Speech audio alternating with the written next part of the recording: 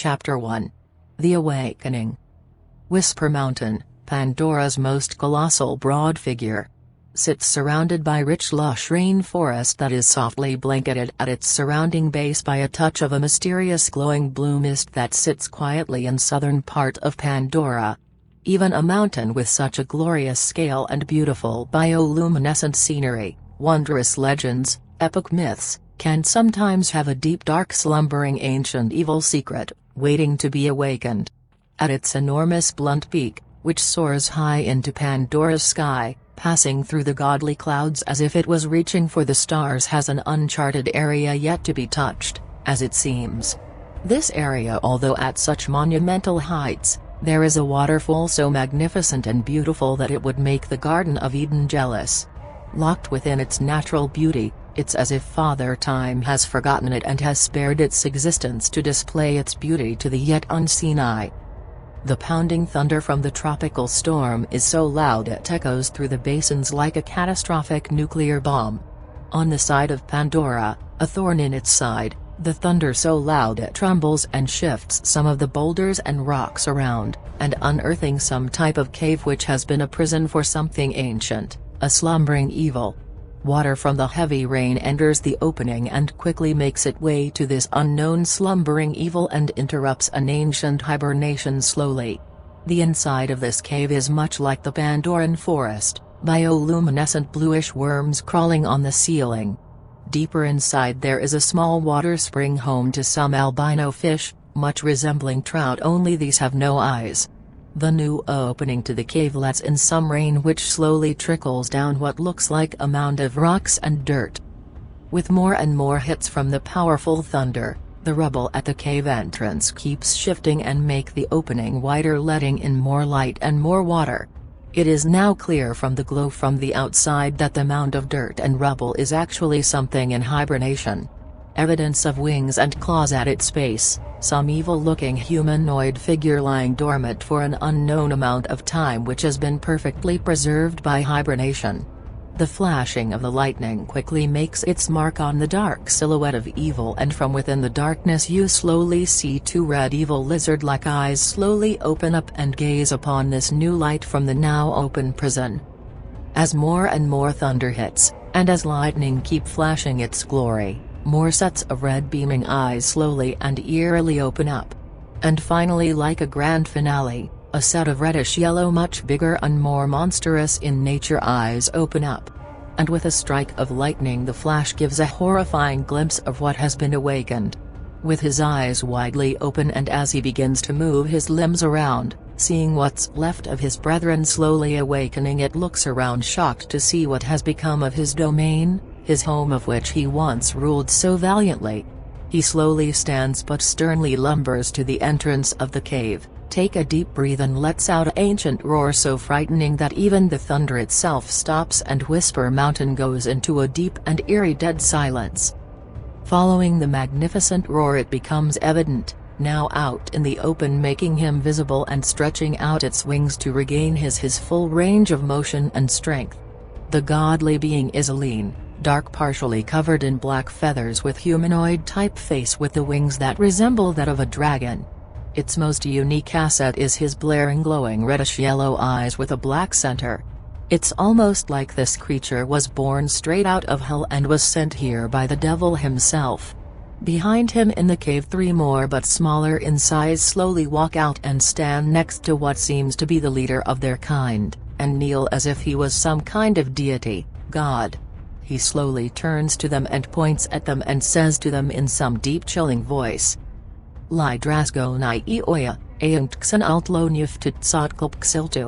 We have been awakened and have been freed from this prison.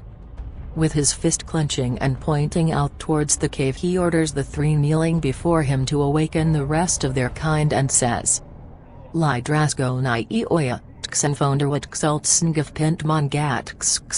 Wake them all, it is time for us to reclaim our land.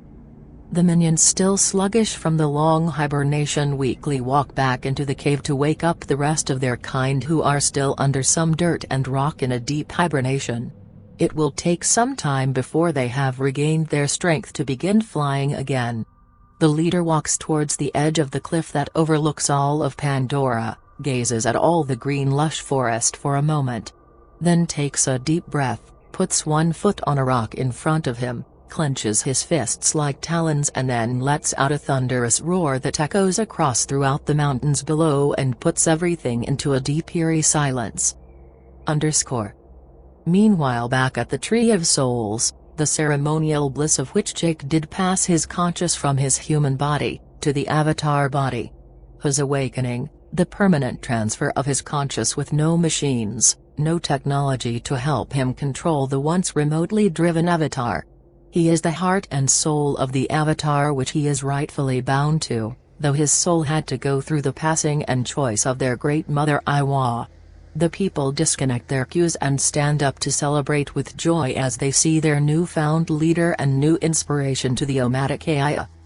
Among them watching and waiting for Jake to be awakened are the two humans that were chosen to stay, Norm and Max, who both stand proud wearing their warrior's headpiece and the hunter's necklace. They are both signs which indicate that he is proven worthy to be among the people and are accepted as part of the both. Really praise that he does pass through the Eye of Iwa and into the Avatar, because they are unsure how his life would be with the Omatic Aya without Jack as the connection. As Jake fully comes to, his eyes are welcomed by the warm tender sight of Neytiri, who waited patiently and joyfully for her life-bound mate to be awakened. Through so much death and despair, the loss of their home, and so much pain that the Omatic Aya have endured, the awakening of Jack brings them much joy and happiness. Through so much doubt, and even hate that Jack had to endure to prove his dedication to them, was finally where he wants to be, at one with them. Even through all the dreams of flying free, the feeling of being born again, and a sense of a false reality through a dream. The reality that was once a nightmare, is nothing more than a memory. The dream that was only a reality though a machine, is now reality and part of his real life. And after sitting up and looking at his former body lying there lifeless without the exomask, it's clear he wasn't meant to be in that, but to be born again as the true warrior he was born to be. He looks at his hands, then looks down at his toes and gives them a wiggle to check, and lets out a really big smile to everyone. As he stands up, Neytiri gives him a hand, puts her hand on his shoulder and says with a resilient smile of affection, "Neytiri, I see you." Jake, now looking at her square inches the eyes and can clearly see the purity of love in her eyes as the glow around her emits of happiness, puts his hand on her shoulder and joyfully says, "Jake, I see you."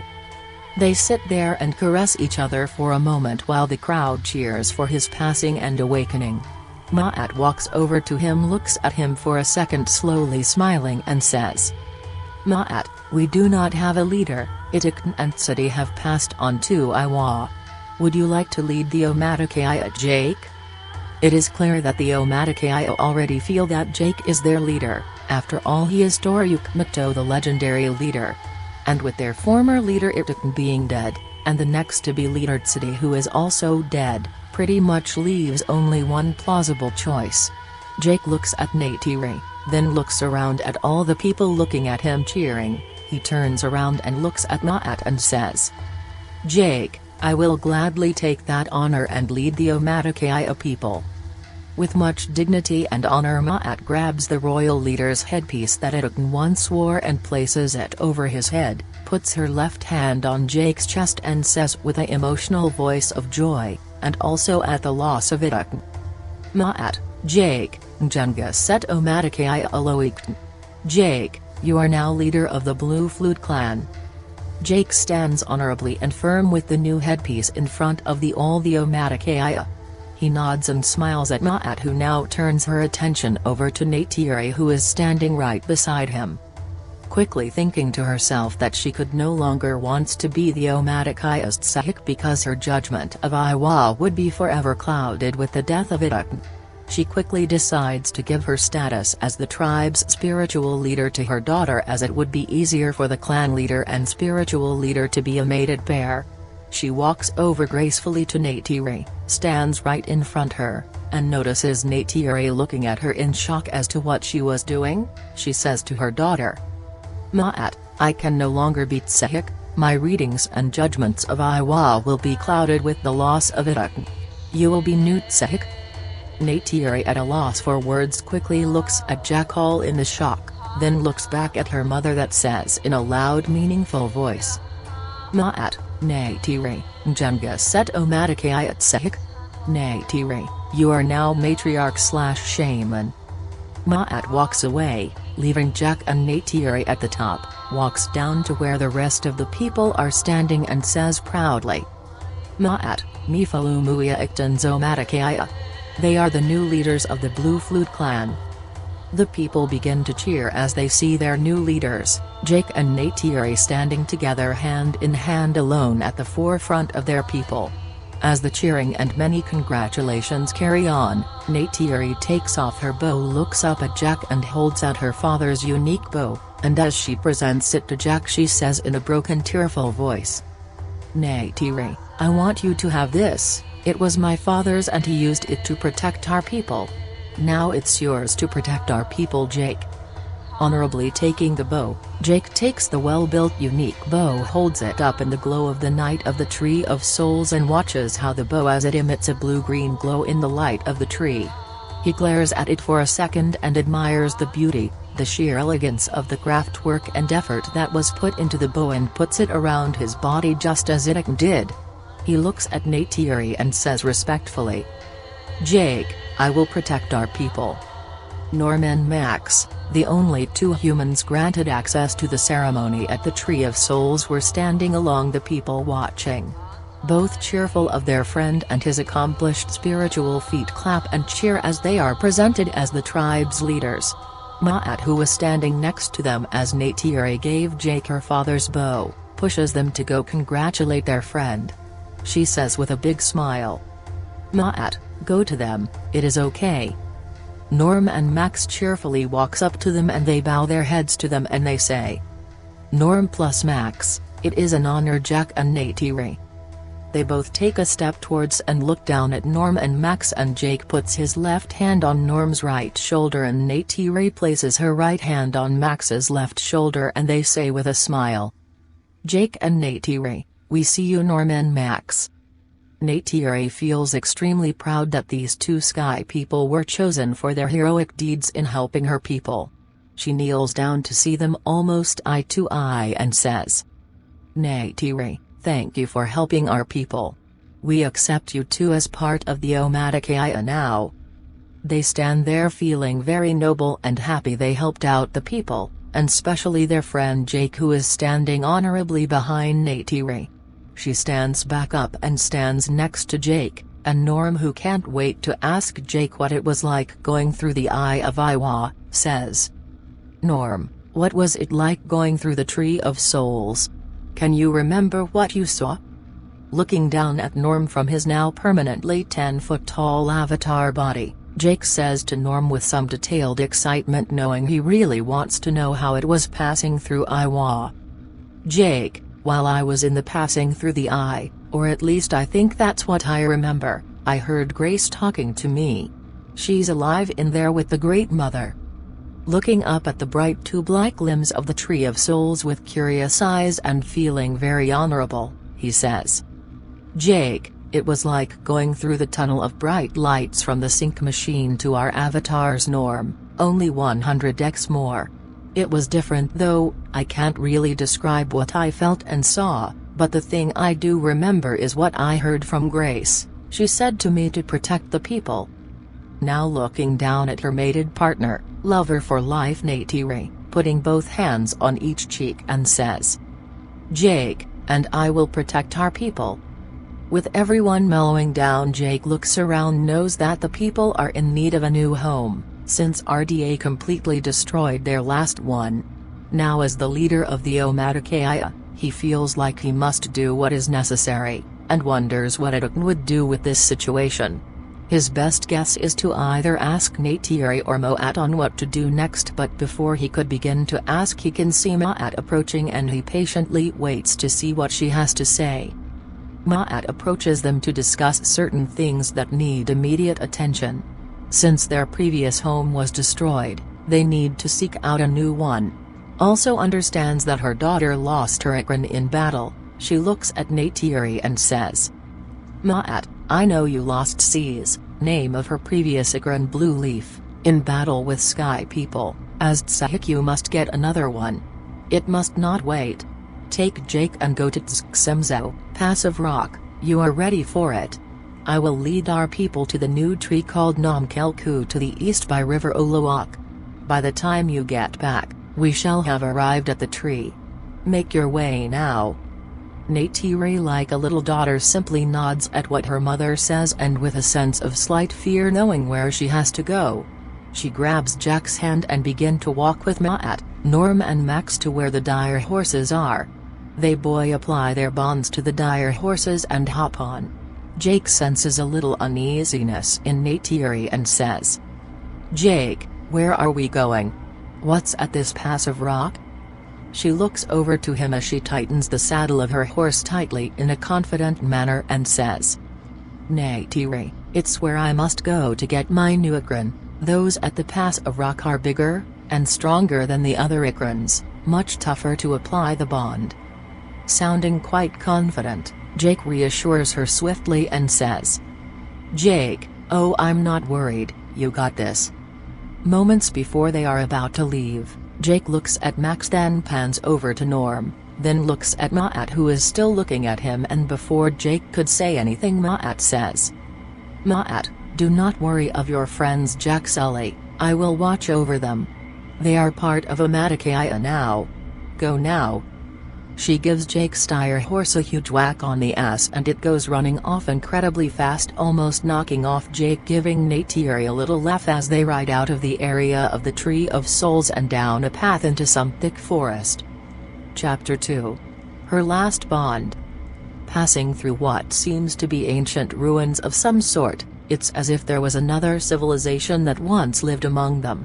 Jake notices the huge rings that sky around the Tree of Souls area above and knows that this was not built by the Omadakaya people. Even the floor where the people plug into the roots seem to be some sort of ruins covered in roots, and the tree itself sits on a platform made of stone that is also covered heavily by roots, plants and moss. "Can't help not to ask," Jake says to Neytiri as he points to the rings above.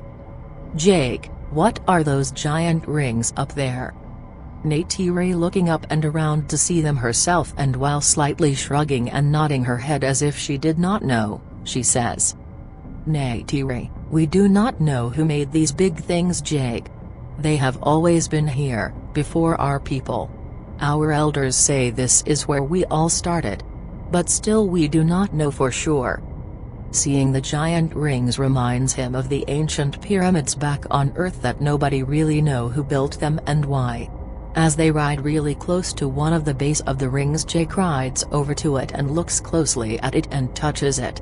It has the feeling of something metallic and stone. He wonders if these rings are also made up of the mineral that RDA was mining, and also ponders the idea that the rings themselves give off some sort of energy from Iwa, and could be the reason that nothing electrical functions normally in this flux vortex. He looks up at the giant ring one more time, then rides up and catches up to Neytiri, who just shakes her head at his curiousness. As they go thundering through the night forest without any danger or worry about Sky People, it brings a smile to his face knowing that he is forevermore a Navi. He is finally seeing the world through his own real eyes, and not a dream world assisted by a machine. Taking in deep fresh clean air with his own lungs, the real feel of the bond with his dire horse, the sight of Neytiri with his own eyes. His soul and consciousness, the avatar's flesh and blood, is now at one. Like an ugly worm transforming of the crippled human in the wheelchair to the beautiful butterfly that is now Jake in the avatar. He rides, and follows wherever his soulmate now leads him to. They continue to ride, passing numerous streams, elegant waterfalls, and dangerous narrow tree trunks riding over ridges. Seems to him that Pandora never has flat lands, always something to look out for. Good thing for this dumb grunt has Neytiri leading the way, otherwise he would be in a world of hurt out here alone.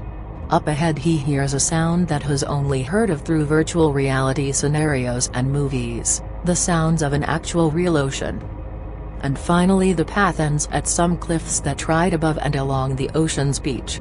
And with it being close to midnight, the two moons are so big, and so bright it's as if you can reach out and grab them.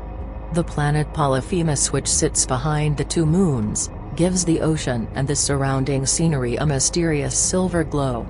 Jake, who used to love swimming back home before he got hurt, sits and stares at the beautiful clean ocean, which has this very faint greenish glow to it.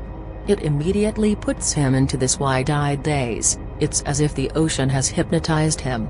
Looking down at the beach, he can see some enormous sea lion-type animals with their young laying down on the rocks sleeping. He looks up at the ocean as if he wants to go over there and into the water and jump in like a child. Neytiri notices the anticipation in him and says, "Neytiri, another time Jack, we will go there, for now we must go." They keep riding along the cliffs for a while and Jake still can't help not to look at the ocean and wonder what's out there. He gets glimpses of what looks like whales of some sort in the water spouting out water really high, but their size is much too enormous to be one. The sand being so bright and visible with the two full moons, he can easily see how clean and pure it is. His memory of a beach is that of something man-made, and his only read stories of people actually walking along a real beach. From the time and world that he comes from, the beaches are nothing but full of black and oily sand with a disgusting frothy-like ocean with an oily tinge to it. As they are leaving, he says, "Jake, I've never actually seen anything like that. It was always just a story, or in books at school. The world I come from, the oceans were dead and black." Seeing the beauty here on Pandora and remembering the oceans back on Earth disgusts him. Wondering if Neytiri ever goes out there for a swim or something, curiously he points to the ocean and says, "Jake, do you ever go out there in the water? It looks so clean and warm." Neytiri, quickly shaking her head no, points to the ocean herself and sternly says, "Neytiri, no Jake, it's dangerous. Many deadly animals there, not safe to go in water."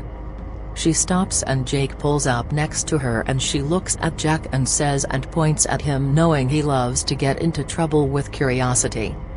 "Neytiri, do not go there, okay? Do not go there." She taps him on the shoulders as she's telling him that, then begins to move forward again. Jake just smiles and shakes his head and follows behind her. Although he still can't help not to look over at the awesome ocean. He would die to be able to just run wild on the beach and do a belly flop into the water like a little kid. Even though he's the big bad leader of the Omaticaya, it's quite clear to him who actually runs the show here, and it's definitely not him. Finally they come to an area where they will stop and rest for a few hours before they hurdle the next big move. They sit down on some soft moss along the cliff that overlooks the ocean. Very tired, Jake yawns but keeps looking down at the ground as if something is bothering him. Neytiri notices something isn't right and says, "Neytiri, what is it, Jake?"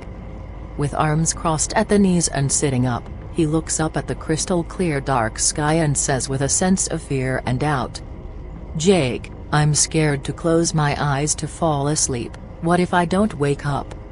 She pushes him back so he's laying down flat on his back and gently lays her head down on his chest, says, "Neytiri, do not worry, you will rest now." With the feeling of peace and closeness, Jake bravely closes his eyes and falls asleep. Usually falling asleep in his avatar meant waking up back as a human, crippled and inside a machine and back to the nightmare. And what seemed like in an instant, the sound of the sea lion-like animals roaring below quickly awakens him. In a panic he looks down at his hands, then to his feet, wiggling his toes. It brings a smile to his face knowing he slept and woke up still in Navi. He slowly gets up and notices Neytiri not there, nowhere in sight. He walks towards the edge of the cliff, and for the sounds of the ocean is like a gentle melody singing to him. No voices, no Ikrans, no screams, no terror or war, just the pure sound of the ocean is what he hears. He closes his eyes and takes a deep breath and just listens to the ocean for a few moments. He opens his eyes and begins to look around for his Neytiri. Only place she could have gone was into the forest. He hears something coming through, and out of the thick forest comes Neytiri, smiling all bright-eyed and bushy-tailed to a brand new morning. She tosses him this green fruit-looking thing that feels much like an apple, and he wastes no time and takes a huge bite. Neytiri, eat as you walk, we must not wait around. Come.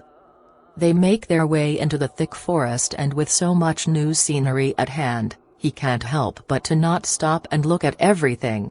Every new insect, or giant ant, anything flying, he just can't help but to stop to look at it. After all, he's never really had a chance to sit there and just look at everything. It was always on the run, or in some battle for life, or learning not to die while training with Neytiri. Now that he feels at peace with himself and with her, looking at everything is a learning and eye-opening experience. Neytiri, on the other hand, seems to get agitated with him and his curiosity. She says in a very annoyed voice, "Neytiri, come, stop looking at everything." He behaves well until they come across these big red, thick pipe plants that resemble long balloons. And being the curious cat that Jake is, he hits one on the side and a big plume of white smoke comes spraying out, and like a child playing with a new toy, he begins to hit them all in order. So excited he even lets out a "Jake, hell yay!" Until finally the last one that he hits, some big screeching insect comes flying out and quickly stings him and attaches itself to his arm. Although not in a lot of pain, he yells out, "Jake, Neytiri." She was quite a bit ahead, so when she heard Jake yell, she got immediately frightened. So she comes running back, bow drawn and on full alert, not knowing what to expect. Jake, with a shameful look on his face, points to the giant insect thing that looks like a mix between a giant wasp and a lizard dug into his arm, and says with no clue on what to do, "Jake, ow." Neytiri lets out a huge angry sigh and says, "Neytiri, skson. I told you to stop."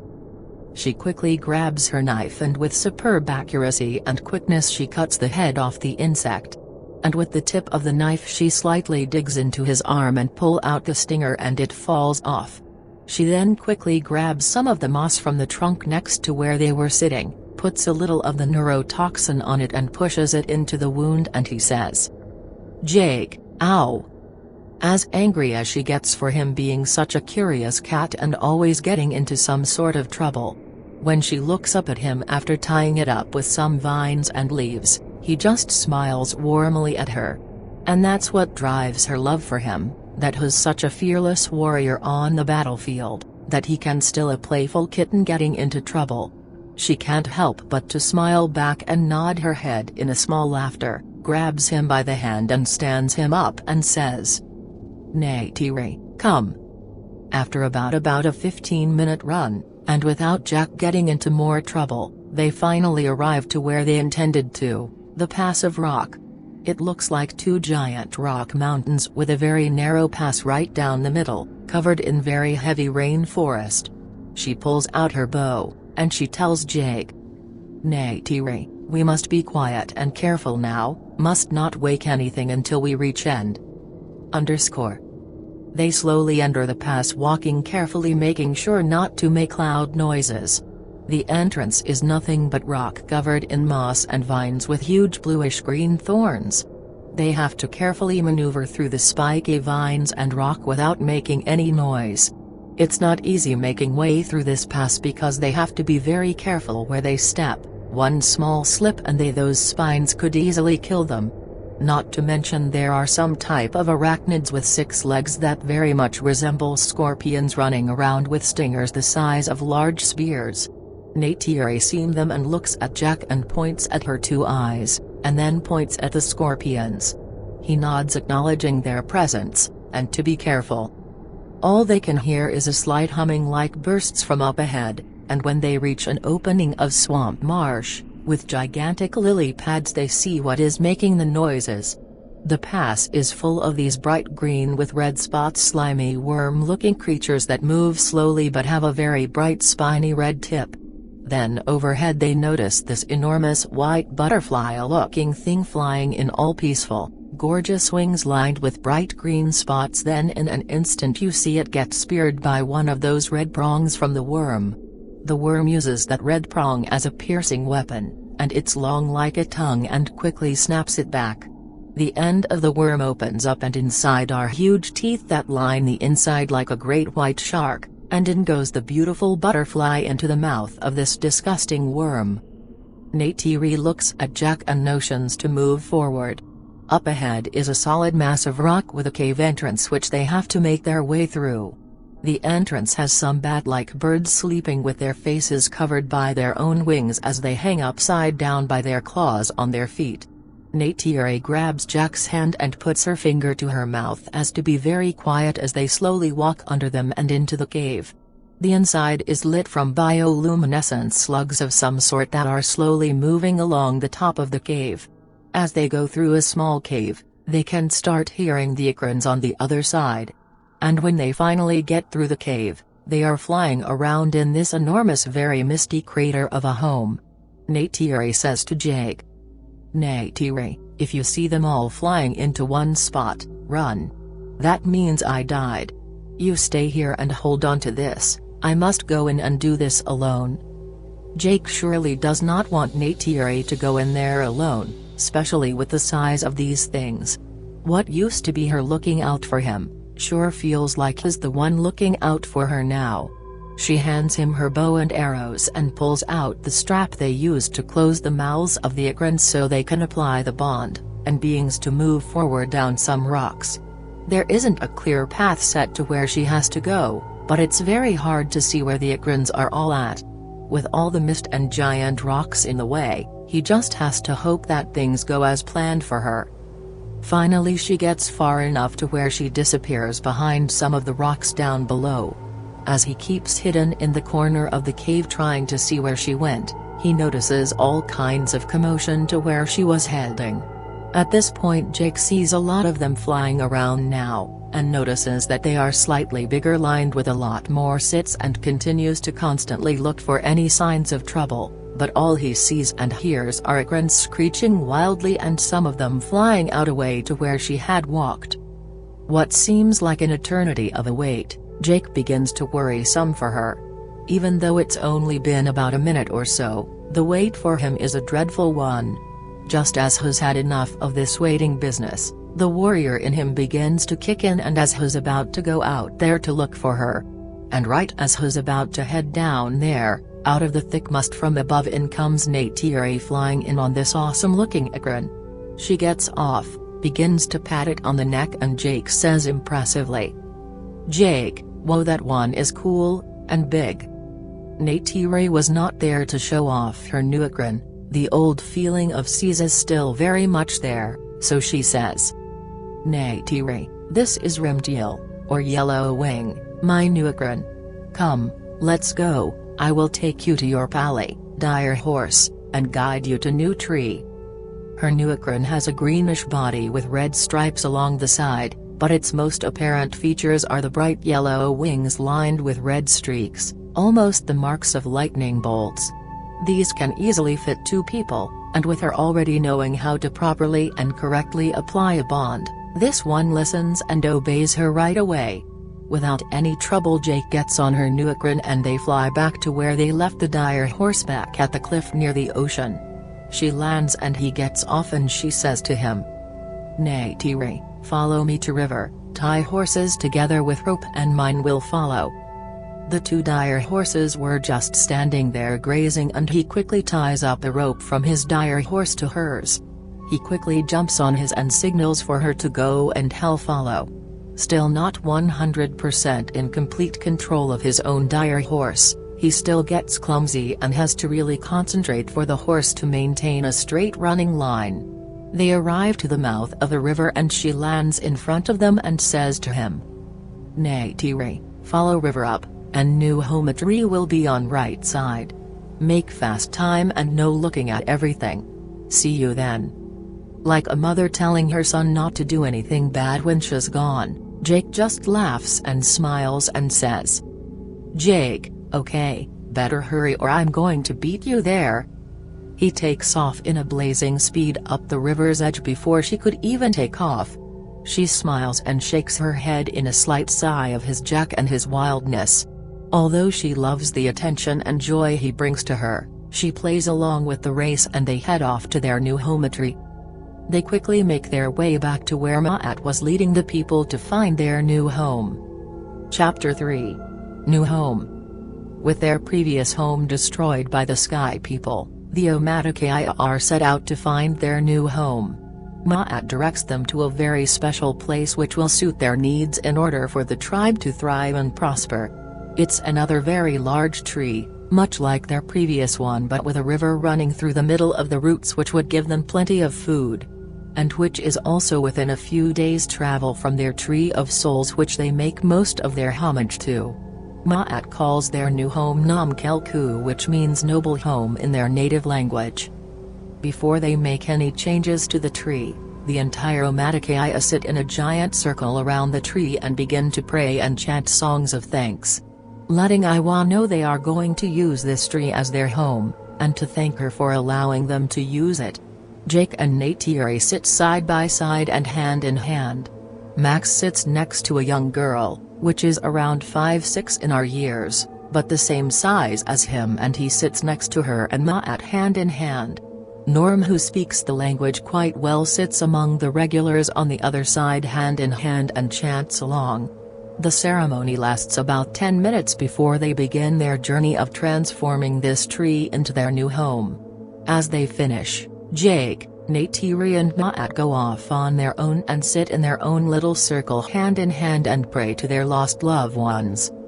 With the loss of their home tree, and with the battle with RDA, the Omatakai have lost more than half of their people. The making of their new home won't be easy as they are incredibly short-handed.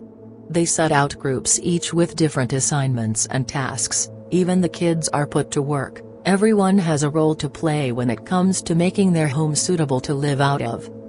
They begin the transformation by cutting out the inner core of the tree, removing all the small roots and leaving all the big trunks. Since this tree has a stream passing through one of the main trunks, it makes it a lot easier to cut out the inner workings of the tree to begin the circular stairway upwards up the middle. It doesn't take long before the bottom of the tree begins to take its shape as their new home. The entire village work together diligently to make the tree their new home. Even the children are working hard, as you can see them carrying roots and pieces of bark down the newly made spiral stairway resembling an ant chain of workers. Some of the warriors are sent out to scout in order to find new hunting grounds near their new home to get their food. Norm, who is vigorously working with the children, carries a pile of roots down the spiral staircase and notices Jack and Neytiri are done with their prayers, and he quickly makes his way over to them after neatly piling up the roots with the existing stack, which will be used for later for the cooking fires. Come break time, most sit either with their mate, or their families and eat their food peacefully. Norm and Max are given a plate the size of a satellite dish, which is normal for one Navy, but a feast for 2 humans. As they wolf down this tasty tomato-like slices, Max says to Norm with a face full of seeds, "Max, you think those that were sent back are going to tell the truth about what happened here? Or even RDA back on Earth, you think they will say what happened here? I can't imagine Grace's and Trudy's families not knowing what happened to them. And what about Jack's sister too?" Nodding his head as Norm wolfs down a slice, acknowledging what Max is saying, he swallows and says, "Norm, that is a good question. I don't know, to be honest, what RDA is going to do. They are one ruthless company. I mean, come on, look what they did here. You know what, I might be able to send out messages on the mainframe to their families." Max lets out a hum of thinking and says, "Max, you think it still has some juice left in her?"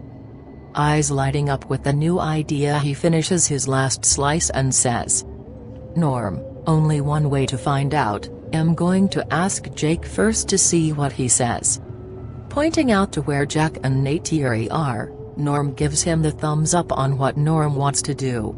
As Norm gets up and heads over to talk to Jake, Max notices the little girl that he sat next to him in the circle of prayer for the tree sitting next to the cooking fire looking at him, and she waves him over to her. Max very uncomfortable without a translator since he barely knows any of the Navi language. He walks over to where she and her parents are sitting and having some food and drink. The parents both smile and nod at him, and the little girl says very slowly, "Little Navi girl, hi." She taps the ground with her hand motioning for him to sit with the rest of the family. Max sits down and greets them with a smile, and he says, "Max, hi." Meanwhile, as Norm heads to where Jake was, they finished praying and Maat walks over towards the tree to see how the progress is coming along, and she walks by Norm and Maat bows at Norm and Norm bows at her, a type of sign meaning hello. Still not fully comfortable being there among the Omatakai as he is of the few humans left on Pandora. Rather to be safe than sorry, he asks, "Norm, may I approach and speak?" Looking down at Norm and very quickly by a wide-eyed Neytiri, she says, "Neytiri, you do not need to seek permission to speak here, Norm, you are Omatakai now." Referring to his admiration and dedication to their people, Norm is considered a member of the Omatakai clan and is allowed to speak freely. Jake quickly replies and puts his hand on Norm and says, "Jake, Neytiri is right, you are part of the Omatakai now, Norm, you may speak freely here. What's up, brother?" Hearing that from both Jake and Neytiri makes Norm feels at home with the fit-in feeling. And Huz is thankful and very proud to have helped the Omatakai clan against his former money-driven evil empire, the Sky People. Norm responds with thankfulness and eagerness. "Norm, thank you, and I am very proud and honored to be part of the Omatakai clan. Jake, I want to try something back at the old base camp. I want to see if the mainframe still has some power to send out some message to some people. Do you think the company RDA will tell the families of Grace and Trudy about the truth of what happened here?" The thought alone of RDA brings some anger and discomfort to Jake.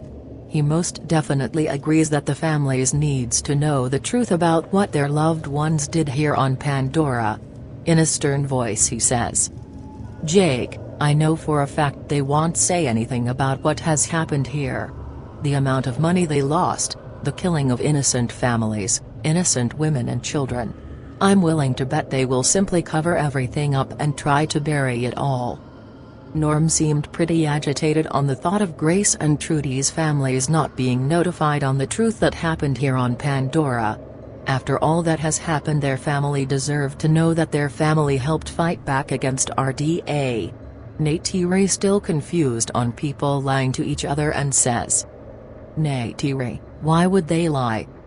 Understanding that the Navi and their people do not lie to each other. They truly do not understand why the Sky People treat each other so badly, and why they would lie to one another.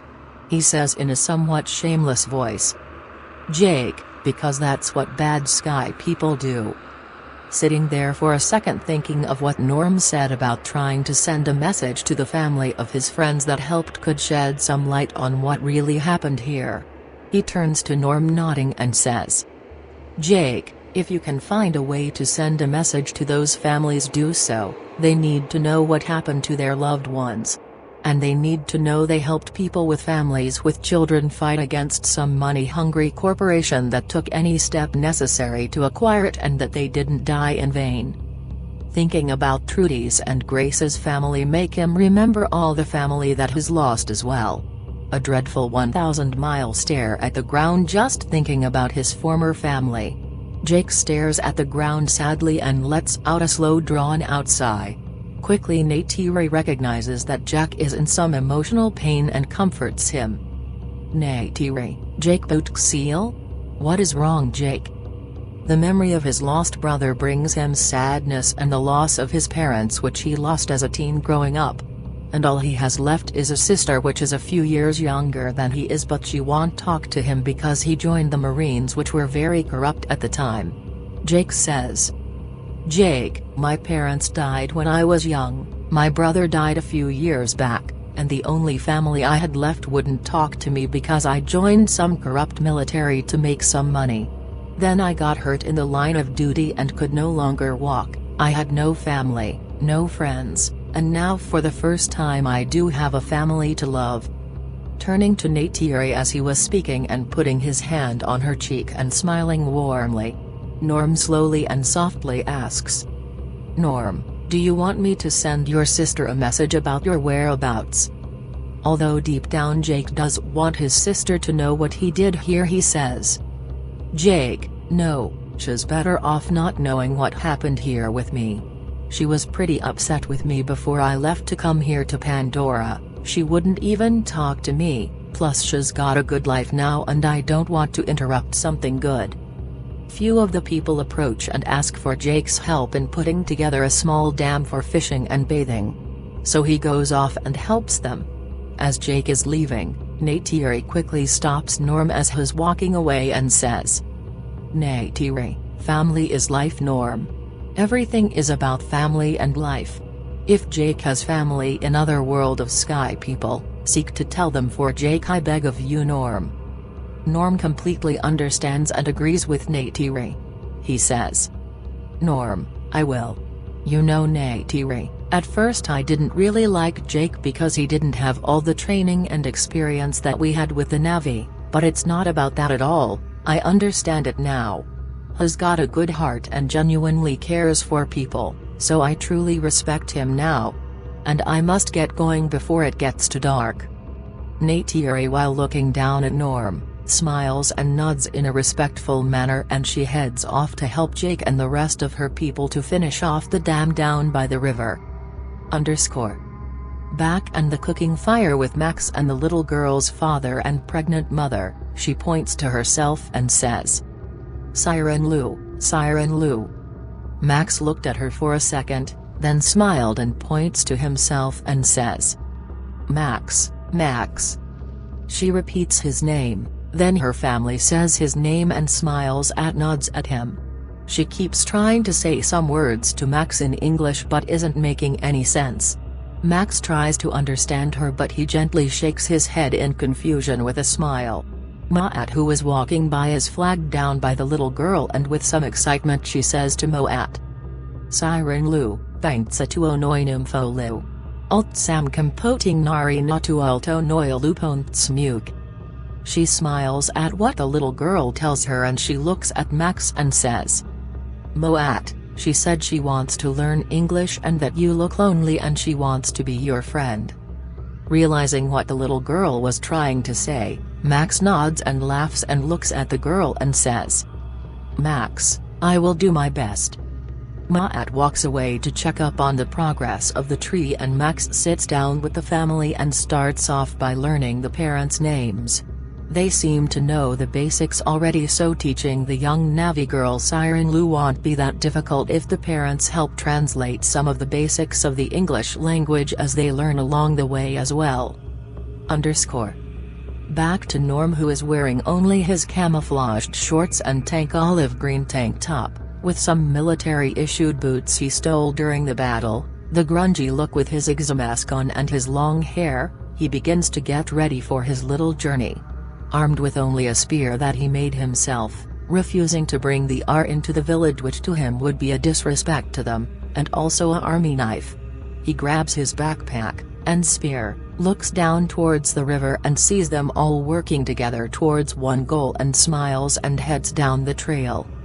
As he's walking through the trail and noticing how serene everything is, how life is supposed to be, it suddenly hits him and realizes that he's walking alone in the forest on Pandora.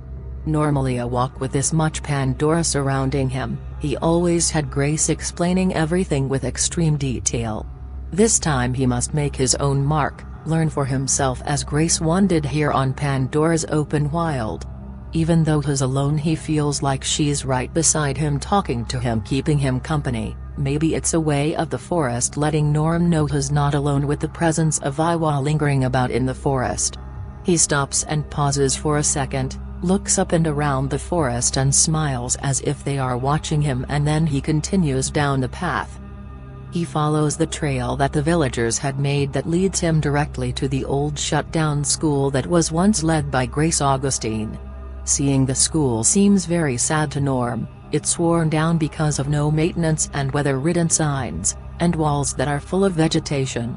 What should be full of kids is now nothing more than an empty lot of sadness and rotting and decay of wood and metal. Walking inside, he sees some pictures on the wall of kids with Grace, all show signs of happiness and comfort. Then comes across a picture of Neytiri and her sister Silwanan, both with Grace sitting in the middle with her arms around them.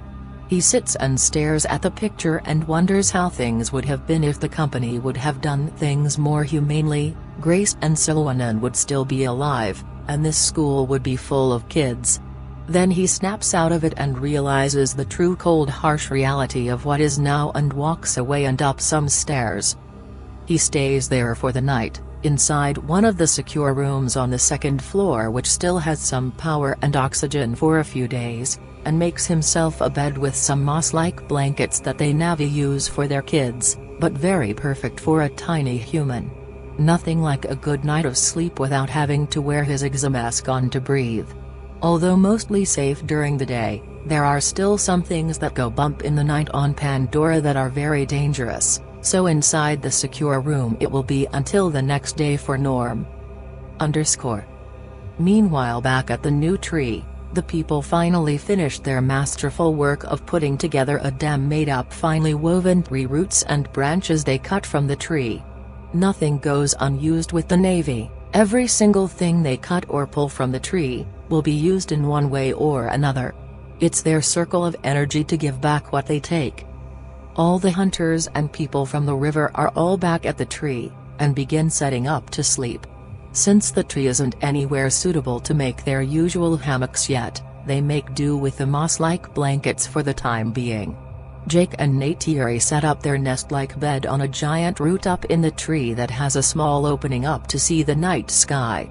Both exhausted from all the day's work, Neytiri lays down on his chest like a kitten and knows that Jack is hesitant to close his eyes to sleep. She says in a low peaceful voice, "Neytiri, I am here, Jake, sleep now." And as quickly as she says that, he closes his eyes and falls asleep. Moments later, he opens his eyes, and is lying there in the Pandoran forest on his back facing up towards the trees. He looks at his hands and sees that he is human again, quickly checks his face and to his shock has got on his exomask. He says in a very shocked voice, "Jake, what the ... where am I?" In disbelief to where he is, and what he is, he manages to sit up and looks around some more. Unable to walk, he crawls to the nearest trunk and sits up against it and says in a panic, he yells out, "Jake, hello? Anyone there?" "Neytiri. Hello." With no response other than some birds flying by, he hears a Samson approaching in the distance. Not sure what to do, he checks his pockets on his pants and his flak jacket for anything, and he finds his old knife, pulls it out and just lays there still facing the way the Samson noise was coming from. Still trying to get a grip on what's going on, and where he's at. He constantly is looking around the forest for any signs of life. The Samson slows down above him and hovers there for a second before a rope drops down. He looks up at the Samson to see if he could get a visual of anyone, but it's hard to see through all the trees and all the wind to see who is up there. Then, like military-trained soldiers, comes down two avatars covered in full tactical gear and weapons. Unable to see who they were because of the sunlight behind him glaring down on his eyes. As they finally touch down, he hears the voice that sounds like the devil himself has come back from the dead to haunt him, and it says, "Querch, well, hello there, Jake, miss me?" Sitting there wide-eyed as if he just saw a ghost, he can tell that this avatar has the face of his old enemy Querch. And the other avatar is Wainfleet sitting there looking down at him with cocky smirk of a smile and gun-toting. Jake in total disbelief says, "Jake, how? But ... you guys were Before he could finish talking, Quaritch immediately interrupts him and says, "Quaritch, dead? Oh, I don't think so, son. Not in this day and age. You see, boy, RDA has an investment in me too, and what died out here was nothing more but other than my clone. We tried the normal way to get what we wanted and it failed. And RDA gave me the green light on this one, only this time I call the shots here, not that limp dick Selfridge who couldn't get it done." Horrified of the thought of what Quaritch could do in an avatar body, he asks him, "Jake, what are you going to do? Leave the people alone." Smiling while he grabs his backpack and unzips it, he says, "Quaritch, oh, it's not what I'm going to do here, Jake, it's what's already been done. Something that should have been done a long time ago." And as he finishes talking, he pulls out a cut-off cue from the bag and shows it to Jack as it hangs there from his hand. Jake looks up at it and notices that it has all the colorful feathers and beads that Neytiri had in her cue.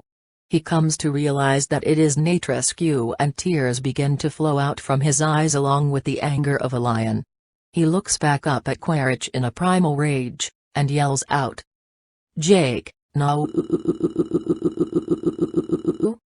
He can faintly hear Natra's voice calling for him. "Neytiri, Jake, wake up, Jake." Still in a deep sorrow mixed with rage from his dream, he quickly sits up and yells out in a panic, "Jake, no!" Then suddenly realizes he had a bad dream and looks around and sees Neytiri sitting next to him looking at him. Still with tears rolling down his cheeks, Neytiri knows he had a bad dream and pulls his down on her lap and caresses his face and says, "Neytiri, it's okay, calm down my Jake, I am here now, calm down." The people heard his scream of terror and they come running in to check up on what happened, and Neytiri calmly tells them it was just a bad dream and that everything is okay. Things quickly settle down and things return back to normal. Neytiri looks down and sees Jack back asleep with a peaceful look on his face. Feeling sorrow for her mate, she sits there caressing his cheek the entire night so he could sleep in peace. Back at the old school, next morning comes and Norm packs up everything and begins his way back towards the old camp. Eating some of the delicious red berries for breakfast gives Norm a warm fuzzy feeling. It's as if the berries are spiked with type of alcohol. Norm stops for a second, looks at the berry and smiles, and pops in another and continues to walk, although he notices that they have given him a slight buzz. Not wanting to get drunk off the berries, he puts the rest of them into his pockets for later use and continues to walk, albeit pretty buzzed, he says. Norm, damn, these things have got some kick. Finally reaching the base, the sight of the old camp sends some chills down his spine as he walks through the crumbled down huge gates. It's like an old military scrap boneyard, broken down AMP suits, crashed and torn up Samsons. The security sentry guns that used to monitor the forest are all torn off their mounts and on the ground all busted up. The Navy have completely decimated this place to make it could never be used for evil again. As he continually walks through the empty camp, it's so surreal to him now. He finally realizes that he's the only human left now on the planet Pandora. Walking through some areas inside the complex that still have some areas pressurized with regular air, so having the mask off to breathe for once is a blessing. He heads into the biolab once again and sees the 2 amino tanks which held his avatar and Jack still in the same position as it was once he left. This is where it all started, the avatar program, the beginning of another life on another planet. Thinking about Grace, Trudy, the security and all the people that died, always leads back to this place. Pondering and thinking about that if he had another avatar body to control, he could completely fit in among the Omaticai and live life normally. Then the cold and hard realization of the reality that will never happen, he says. Norm, damn. Norm finally reaches the control room which has the mainframe computer, pulls up a chair and begins to work. He quickly does a query search of Grace, Trudy, and Amy and he sees the corresponding numbers of their last known siblings' numbers. pulls up another screen that reads long stellar data transmission and enters in the names along with each of the numbers. He sends a unique message for each person and hits the bright green transmit button and it displays back in sent. Although Norm will never know if they actually got the message since it takes a few days before the message is received. As a habit from being also a lab technician, he shuts down the mainframe. Looking outside of the lab windows and noticing that it's now night time, he doesn't want to chance it trying to make it to the old school. So instead, he goes and checks to see if the dormitory is intact and operational, and to his surprise it's 100% operational with enough air for about 20 hours. So he secure locks the door, puts all his gear down, and goes to his old cot and lays down. Kicks off his shoes and lets out a long drawn-out comfort sigh of relief, nothing like his old soft bed with some pillows to sleep the night away. Chapter 4. Shadows in the Sky. It's early now at the home of the horse clan of the plain, and the environment is slowly waking up to the dawn of a fresh new morning.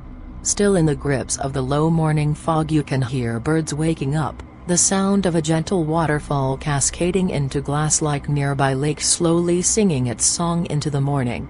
Smoke still slowly lingering out of some huts from the previous night giving the camp the grayish overhead tint. A typical undisturbed morning for the people and their village. While everyone is still sound asleep, there are two kids up earlier than normal moving around. The kids, Boonlia and Adalia, son and daughter of Akwi, the tribal leader of the horse clan of the plains, are running wild into the mist to their favorite morning hunting grounds, Lake Zingwile. They gather everything they need to prepare for their early morning departure out into the wild alone. Excited and ready, they head off into the morning fog down the path to their long-awaited journey. The lake is only a few miles from their home and they love going there simply because it's rich in their clan's favorite morning breakfast, the saktek fish. Normally the uncle of the two goes and gathers the fish for the clan, but today, the chief and the uncle agreed they could both go together and collect the fish for their morning breakfast. Since the son Boonlia, nicknamed Booney, is 14, almost at the which the boys are made into warriors at the age of 15, they were allowed to go to the lake, just the two of them. Adalia is 12, and is the brains of the two siblings, seems much older mentally than Ade would tell, and she's very cunning and quite an agile hunter as well. Their journey is filled with much joy and eagerness, being as this was their first time allowed to go alone. A morning to themselves to help gather food for their people will bring them much honor and respect. Running through the marshes which are covered in a low thick blanket of fog, laughing and giggling with such great speed as if they cannot wait to get there to begin their catch. They stop at pass of tall grass and there it is, lying quietly in her glass-like state, Lake Zingwile. They look at each other with big eyes of joy and laugh even more with excitement as they run towards an area where the fish are plentiful. They arrive at their destination and begin to set up their usual fishing routine, which involves a dam-like entrapment that traps the slow and bright chubby fish into a net which they can simply just pull out for an easy catch. After a few full nets of fish, Booney looks up towards the horizon and sees the sun finally start to come up with some haze of clouds in the distance. He looks up at Adalia while reeling in another full net of saktek fish and says, "Booney, tingnari nabi benamuntalu tatrr 8 smuk? Looks like it's going to be another cloudy day, sis." Not really paying attention to his clumsy brother, Adalia looks up at the horizon for a second and simply nods and continues to tie up the netting with pristine and cunning quickness. She fears when it comes time for his brother to attain the warrior rank that he will not succeed because he's quite slow and not physically ready yet. Nonetheless, she loves him and takes care of him even though he's a bit rough around the edges. Within a few minutes' time, their first netting is already full of the bright and chubby fish. So Booney begins to bring up and around the net and it simply entraps them as they flop and wiggle around in the netting. The sight of the full netting brings them both a huge smile as Booney holds up the full netting with much pride as says, "Booney, dingnari, mo of spiatut smuk. Look, our first catch, sister." While almost done with the opening of the last netting, Atalia noticed a dark shadow that quickly passed above them very fast and without a noise. She looked up to the grey covered in clouds sky and looked all around in a circle and doesn't see a thing. Confused on what it was, or maybe she just seeing things, she immediately turns to Booney and says, "Atalia, gets a sat? Did you see that?" As who's back in the deeper part of the lake pulling in the net, fumbling over his own feet while doing so and falling into the water face first, he quickly gets back up, shaking himself off of the water and clearing his face of the mud, and says, "Booney, Kemp. What?" Seemingly agitated on his clumsy, goofball of a brother, she shakes her head in disgust and just seems to let it go. But once again another quick pass of a shadow overhead, only this time she saw the shadow of what it was in the water, a unclear reflection. Pretty frightened and also knowing her brother is mindlessly not paying attention to anything but the nets who's pulling, and she frantically says, "Atalia, came nimanag kentsing seta, fmontsling fitsnj Booney. I saw it again, we need to go right now from this place, something isn't right here." Sensing danger and concern in her scared little sister's voice, he notices that it's incredibly quiet and then begins to get frightened himself. He quickly tightens up the last of the netting and begins to pack everything up quickly and says, "Booney, lumpfnu? Napamfnu fisung trrk, osatinksing. Why is it so quiet? I've never heard it so quiet here in the mornings before, let's get out of here." They quickly reel in the last full net of fish and Atalia ties it up and picks up the full net and puts it onto Booney's back, as it's made with several straps to be meant to carry while walking. Booney picks up the other sack and gently puts it on the back of Atalia, although this sack is much lighter, but still decently sized. Without a peep from either of them, Booney looks around to make sure they aren't leaving anything behind, and then motions to move forward down the trail back to the village. As they begin to walk away, they hear something high above in the trees breaking branches and moving within the tree. Scared to death as they look at each other in fear, and suddenly it comes out with blazing speed, and all that Atalia had the chance to see was a black figure with wings and red glowing eyes. It had slammed into the both of them, taking him while knocking her back and unconscious in a blink of an eye. It had grabbed the boy with its sharp talon-like hands and drove its nails deep into the boy's skin for a clean, firm grip. Like an eagle carrying a fish as food, it flies up and over the trees with an incredible amount of speed and heads back towards Whisper Mountain. The boy still barely clinging on to dear life, with the ancient evil flying creature's razor-sharp claws that much resemble a human hand, dug deeply into his sides and back, making him bleed out profusely. Going in out of consciousness, he notices they are about to land to an entrance to some cave-like opening on top of the mountain. And finally the boy blacks out completely before they enter the cave. It carries the boy to where the leader is and kneels before him and says, "Evil creature 1, Ozamun Xasalikt. I have brought food, my leader."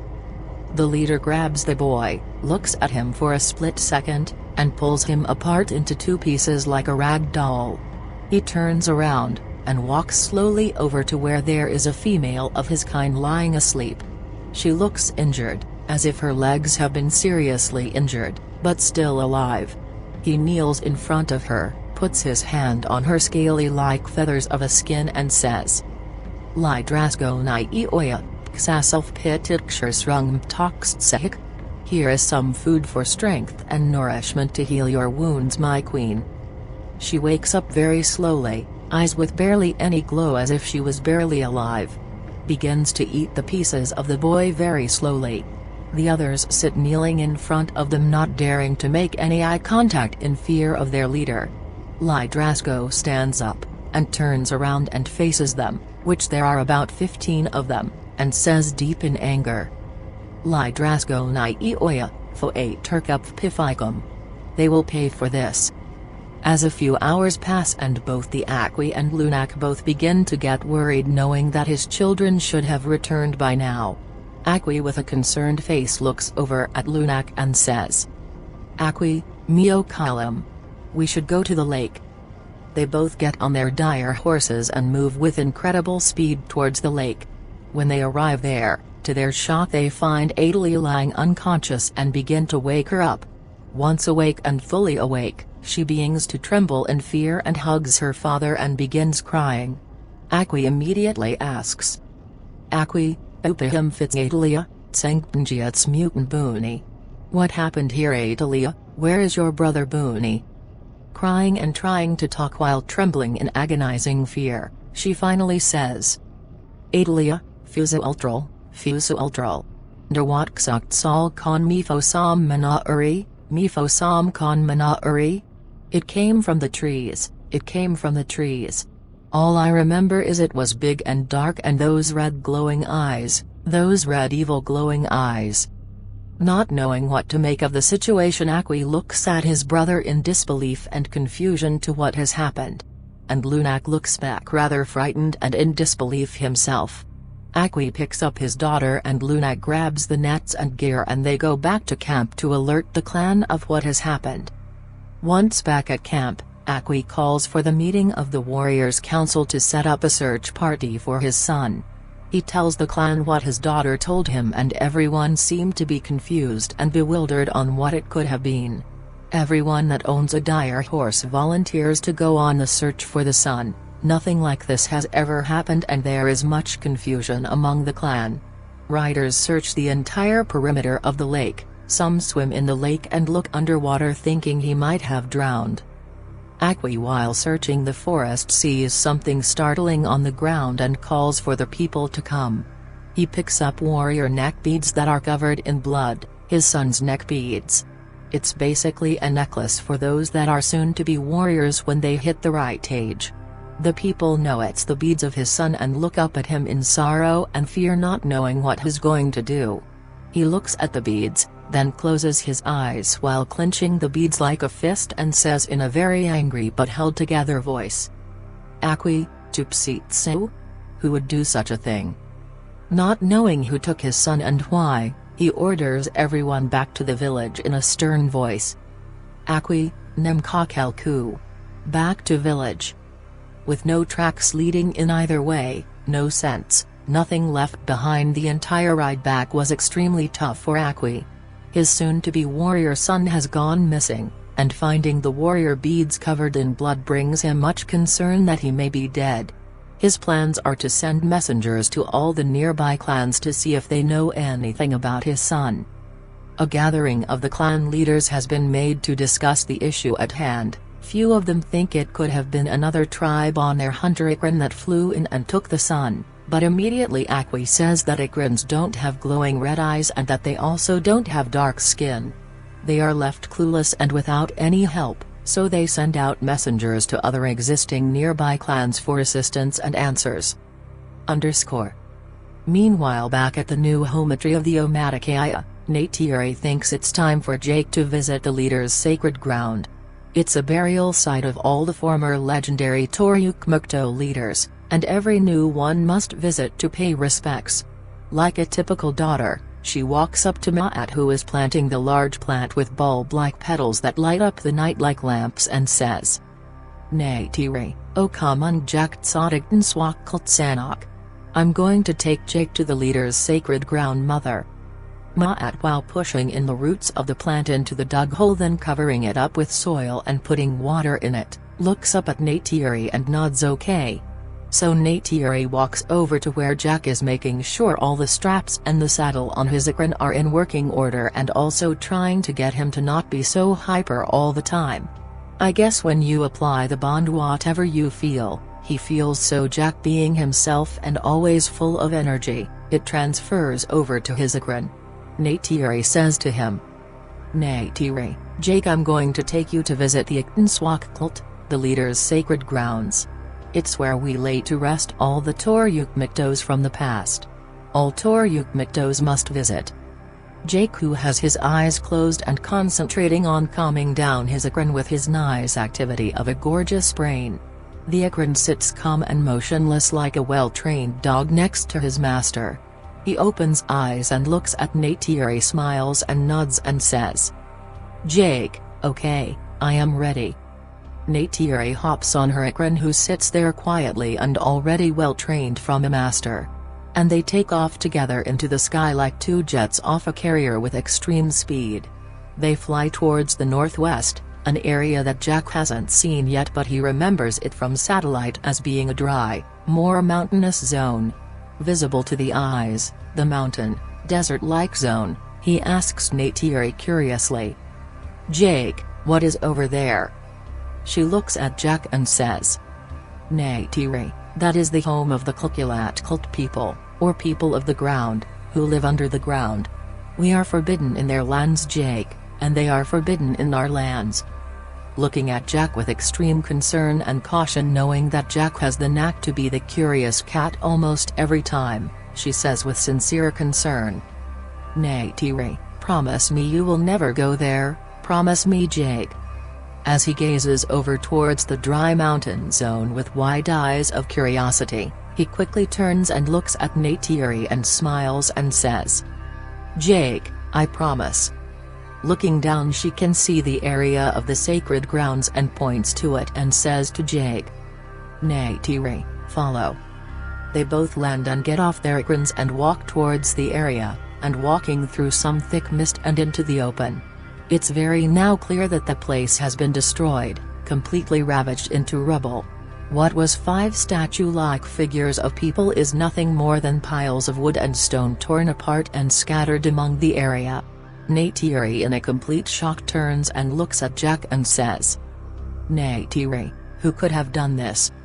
Jake, kneeling down and naturally doing some recon for some intel, he kneels down and picks up a piece of some body armor and notices huge deep-like claw marks on it. He gazes around and looks for any signs of anything that could have been human, but no ammo casings, no explosive evidence. Whatever it was that did this was definitely not human. Jake stands up and says, "Jake, whatever did this, was definitely not sky people. Look at this."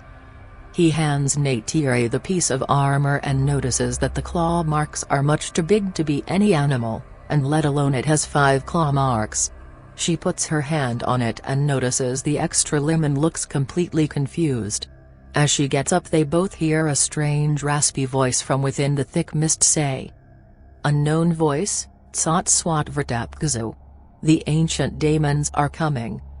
Jake immediately goes into full alert and takes out his bow with the quickness and arrow fully cocked ready to shoot in the direction of the voice and says, "Jake, what was that, Neytiri?" Then out comes walking a grey, scaly-like Navi-looking thing. Same eyes as a Navi, tail about half the size, same amount of fingers and about the same build type. It looks at Neytiri and points and says, "Klukulat person, Tsotkazu. They are coming." Neytiri, in total disbelief that one of the people of the ground have actually come into the Navi territory, she says angrily while pointing to the direction of the dry zone. "Neytiri, yunga ksani mi atksks. Kanem yunga atksks set. You are forbidden in these lands. Go back to your lands now." The grey lizard-like Navi, who is very fidgety and twitch at every movement, points to the sky and says, "Klukulat person, yunga tsaksefo tsot fakichuan taam tsot tol root ksent tsot vertep. Menga knari si. You war with the sky aliens have awakened the ancient demons. You are warned." And with blazing-like speed it runs back into the mist and towards the dry zone from where it came from. Jake, while still holding his bow and arrow cocked ready to shoot, Neytiri walks over to him and pushes his bow down and says, "Neytiri, that was one of the underground people, Jake. I do not know why he was here, it is forbidden. I am not sure what he means by ancient demons." Jake, still concerned about what has happened there, says, "Jake, and what's with the warning of ancient demons? What demons? More sky people?" With a scared look in her eyes, she nods no and says, "Neytiri, I don't know of ancient demons. We should go and talk to Mother." She throws down the piece of armor with the huge claw marks and they run back through the mist and jump on their Ikrans and head off back towards the new hometry. Chapter 5. Let it be known. Earth, the once beautiful bright blue planet, with its vast oceans and lush rainforests and plains full of grass, and with jungles that stretched as far as the eye can see, is now a dull gray planet that is mostly covered in a mix of constant fallout, smog and industrial pollution. The sunlight which used to embrace the planet and give it rich sunlight for the planets to flourish, now struggles to make it to the ground. Even the highest peaks cannot hide from the dark lingering death that softly blankets the entire planet. With every continent fully industrialized, the only room left to build to provide room is either up into the sky, or underground. With buildings reaching as high as the highest peak on the planet Mount Everest, and down into the earth as down as 1 mile. There is no more room for more population, and with every country fighting for the last remaining resources, the world has become one giant battleground. Only a few major cities still stand with the right defenses for security against outside revolutions trying to overtake them. The largest city intra-RDA Sector 12, which has hoarded the last of the world's last natural resources, spans about 1,000 miles and is populated by the world's largest working people. Basically the last city where people work for a living, and it not in a revolutionary-like status that changes powers every other month as the rest of the world. With so many years of virtually no sunlight, the planet is on the verge of having virtually zero vegetation. Once thick forests and jungles, are now nothing but dead gray rotted bark or polluted marshes of gray lifeless mud. With so many wars over the last few decades, the Earth can no longer sustain life in its current state.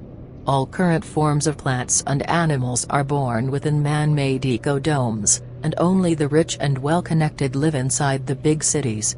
The once generous loving mother of the Earth, can no longer give to the residents that live on her. The current truthless residences that live on the Earth, have killed their generous loving mother.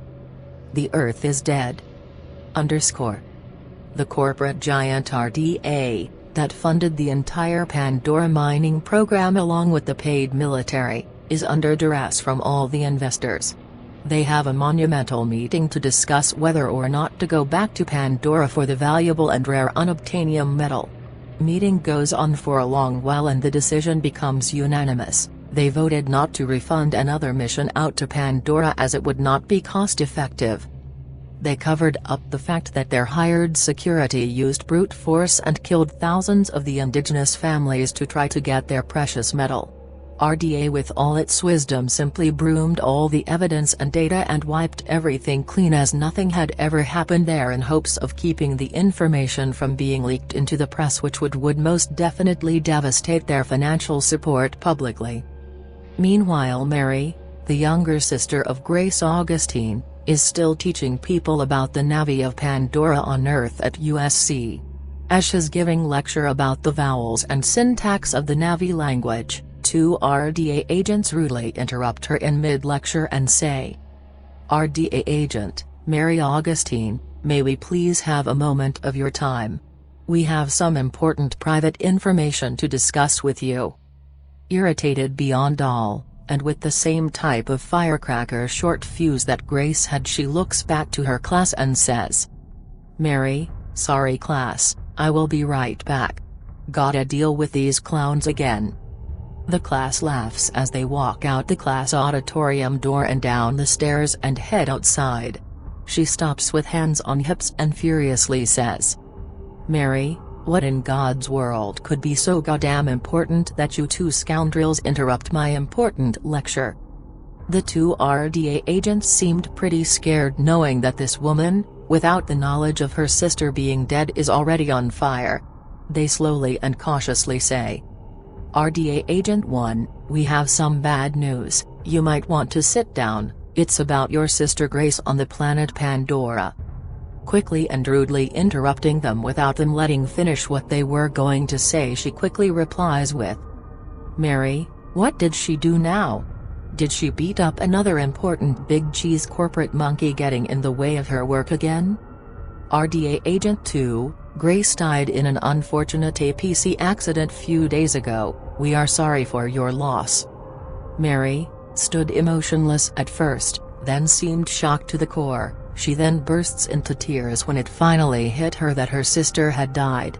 The two RDA agents just stood there emotionless for a second, and then second agent hands her a RDA business card and says, "RDA Agent 2, if you have any questions or concerns, please feel free to contact us to set up an appointment. We are sorry for your loss, goodbye." Mary, in full of sorrow, just sits there and stares at the two agents walk away and wonders how they could be so robot-like. Mary is utterly disgusted with the sight of them and walks back into the building. The same two mindless robot-like RDA agents are on the way to tell the two brothers about the death of their younger sister, Trudy Chacon. They read up on the files about the two brothers and notice that they are both ex-company and they both left on bad terms, so telling them won't go lightly. Just goes to show what kind of company RDA is, heartless and completely emotionless when telling people their loved ones have passed on, and lying about it. Brothers Charles and Jose Chacon, who work for an interstellar loading dock company based out of San Pedro, California, are heading home from their usual 12-hour shifts. As their monorail train arrives to their apartment edifice, which is a 300-story add-on to the Staples Center in Los Angeles, they notice two RDA agents waiting for them at their entrance to their apartment in the 125th floor. The sight alone of the two RDA agents immediately triggers some hostile emotions from the two. Especially Charles. He does not like that company for a plethora of reasons, he says. "Charles, we want no part of it, and no, we don't want to join again, leave immediately." Jose, on the other hand, pays no attention to them and enters the apartment, grabs the phone and begins to order some pizza. As he's on the phone, he yells out to Charles, "Jose, just pepperoni or what, dude?"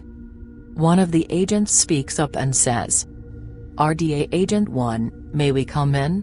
We have bad news about your sister on the planet Pandora." Charles agrees and they both come. Without hesitation, the other agent says, "RDA Agent 2, we are terribly sorry to inform you too, but your sister Trudy Chacon was in an APC accident on Pandora, and she didn't make it."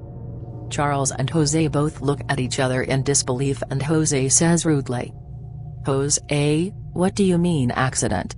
Accidents don't just happen, man. What exactly happened? What do the flight logs and system records show for the flight?" Since both Charles and Jose used to work with the same APC carriers for RDA as their sister Trudy, they know all the ins and outs of everything and how things work according to procedure. And from the looks of it, they want to know all the details on how something like this could have happened. Especially with it just being an accident. "RDA Agent 1, we are sorry, but all details and information are being held confidential on the basis that it was outside of normal operating jurisdiction. Sorry, but unfortunately we weren't given any detailed information regarding your sister's accident on Pandora." Emotional and angered beyond all, Charles just puts his two hands on the table and maintains his composure somewhat and says, "Charles, why doesn't it surprise me that RDA would pull some shit like this? Why? All the damn company cares about is money, plain and simple."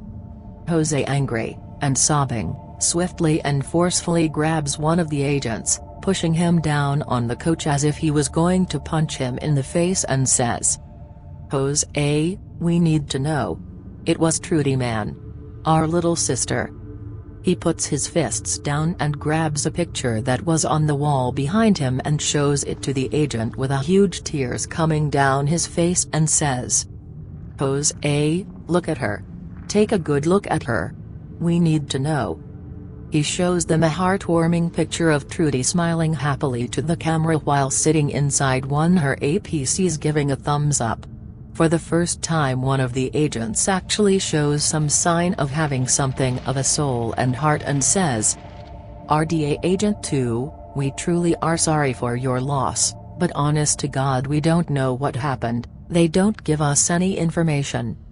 Already fed up with the two agents, Charles ferociously says, "Charles, get out. Charles grabs the two agents and pushes them out the door with ease and slams the door shut. Charles just leans with his back to the door and just looks at Jose, and they both are in a state of shock. They just sit there for a few minutes and try to regroup themselves. Few minutes pass and they hear a door knock. Charles was not in the mood, so he opens the door angrily, and it's just the pizza delivery guy standing there innocently. So he quickly grabs the two pizzas, pays the guy and shuts the door, extremely agitated. Sets them down on the counter in the kitchen, and sits down on the couch for a second to take off his work boots. Meanwhile, Jose goes into the kitchen to grab some water and notices a red urgent signal flashing on his DTPC, data transmitting personal computer. So he puts on the headphones so his brother doesn't have to hear the local telemarketer spam, and he hits open. After about a minute of not paying attention, Charles notices Jose staring at the screen full of anger and sorrow and some tear-filled eyes that speak a million words.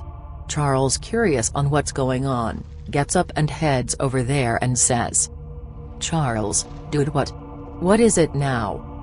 Jose takes off his headphones, unplugs the headphone from the DTPC, turns the screen around and hits play. "Norm Spellman, I'm sending you this message on behalf of your sister Trudy Chacon.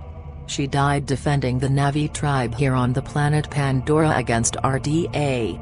She was part of the small group of people who helped the natives defend their home. She was my friend here, along with Dr. Grace Augustine, who also died while defending them. Don't believe anything what the company RDA tells you. She died protecting innocent people from a greedy corporation." For some reason it doesn't come to a shock to either of them. It was like they knew that something shady was going on with RDA and their usual case of lies and deceit. They both look at each other, shaking their heads, and Charles says very angrily, "Charles, I fucking knew it." Tasked with telling Amy the news about her brother Jake, RDA sends a very dense and shallow female agent. She's the typical standard-issue robot-like monotoned RDA agent sent to give bad news. It's as if they breed these things, or maybe even clone them. Amy, a waitress for Todd's, a local diner in Tucson, Arizona, is interrupted in the middle of taking an order from a customer by the RDA agent. Extremely shocked from the RDA agent rudely interrupting her, she simply motions to the agent to wait 1 minute. As if nothing even registered to this agent, she interrupts again by saying, "RDA female agent, Amy Solly, I have some bad news about your brother. May I please have a moment of your time in private?" Amy's emotion goes from being insanely annoyed to instantly concerned and scared, almost horrified. So she quickly finishes taking the order on the remote order pad, and walks over toward where the RDA agent is waiting, takes off her apron and says with extreme agitation, "Amy, okay, what is it?" RDA female agent, few days ago your brother Jake Sully was in an accident on an APC on the planet Pandora. He didn't make it. I'm very sorry for your loss, it is very unfortunate. If you have any questions or concerns, here is my card, feel free to set up an appointment. It's as if the agent had no life, no emotion while telling someone that a family member had just passed away. She pats Amy on the shoulder, and walks out of the diner. Stuck there in a shocked state, the manager, Todd Hodgins, notices Amy standing there, staring blankly at a coffee cup. He says, "Todd Hodgins, Amy, hello? What are you doing, hello?" Todd, confused out of his mind on what's going on with her. He taps her on the shoulder and in flash of an eye she breaks out into tears and hugs Todd. Todd, not knowing what's going on with Amy, seems really concerned and passionate. He asks, "Todd Hodgins, what did the RDA lady tell you? Is it about your brother Jake?" Todd knew the entire Sully family pretty well. They used to come there to his diner all the time as children, and Todd was sorta like a dad to them. Todd already knew it had to have been about her brother at his point. Especially knowing that she was extremely angry at Jack joining the Marines, and with the not-too-recent loss of their other brother Thomas. Amy crying and slightly unable to talk smoothly from crying, she says. Amy, Jake's dead. Todd, who's gone. She said he was in some accident and died few days ago. Todd, without any words known to man that he could possibly say that would comfort her, simply gives her a warm loving hug. She looks up at him heavy in tears and says, Amy, the worst part about it is, I was so pissed off at him that I wouldn't even talk to him because he really needed the money. He kept trying to talk to me to make things right, and now has gone. Todd, at a loss for words, gently and warmly says. Todd Hodgins, I'm so sorry Amy, I really am. Jake was a good guy, we will all truly miss him. And if you need anything, and I mean anything, you let me know. And Amy, you've had a very long day, you need to go home. Go home Amy, please. Amy, I don't have any family left here. Todd. Now I am alone in this dying dreadful world. I need to get out of here, I'm going home. While leaving her work, Amy receives a message on her phone that reads urgent, but chooses to ignore it. While on the way home, she picks up some milk at the local drive-through Quickie Mart and notices the phone still showing the message urgent. After all the guilt she feels, nothing else matters and she no longer cares about anything or anyone and feels very suicidal. She finally gets to her home, which is a small house that was left by her parents when they passed away and was given to them. Emotionally drained to the core, she sits down on the worn-down couch and receives a very royal warm welcome by her dog Kibbles, a well-trained German Shepherd. The dog senses that Amy is in emotional distress and lays his head down on her lap and begins to whimper a little. She looks down at him and notices him looking at her with sad puppy dog eyes, so she starts to hug him and begins to cry very heavily again, especially since it was Jake's dog, and says, Amy, Jake's gone. Who's gone? She sits back and just stares blankly at the ceiling for a moment. And from the corner of her eye she can see the red urgent message again on her phone, so she gets up, goes to her DTPC and opens the message, which is from Norm, and it says, Norm Spellman, Amy, I'm sending you this message on behalf of your brother Jake. Whatever you hear from the RDA officials or what you have seen on the news, it's all false. Jake, Grace Augustine, Trudy Chacon and myself chose to fight against the company which wanted to kill innocent people for some rare metal for money. The company failed to do so and were forced off the planet. Jake's doing absolutely fine here, he's alive and well. Do not believe whatever those RDA scum tell you, it's all a lie. In disbelief and in an emotional tornado of happiness and anger, she sits there pondering why the company would lie about Jake's death. She looks down at Kibbles and notices him looking up at her with his ears high up as if he heard the news and knows what's going on, and she says to him, Amy, why would they want to lie about him like that? Why? She rewinds the message and writes down the other names that Norm mentioned. She grabs her cell phone, and begins dialing. Back at the home tree, while Jake and Neytiri are out and while Norm is at the old RDA base camp, Max continuously teaches the little girl more and more English. The young Navi youth learn exponentially faster than humans at the same age. From working with the avatar bodies, he knows that scientifically the Navi brain has more active synaptic impulses to that of the human brain, thus more information is being stored and processed 100x faster. This child who barely knew anything about the English language can somewhat understand what Max is saying after only a few days of learning. As Max was helping the people move some debris from within the tree, the little girl approaches him and says slowly, Siren Lou, how are you, Max? Surprised and astonished on how fast they actually do learn, Max neatly stacks the debris among the rest of the stack and says, smiling, Max, good. You are learning fast, Siren Lou. Off in the distance you can hear her parents call for her, and she turns around with an annoyed look on her face and says, Siren Lou, I go now.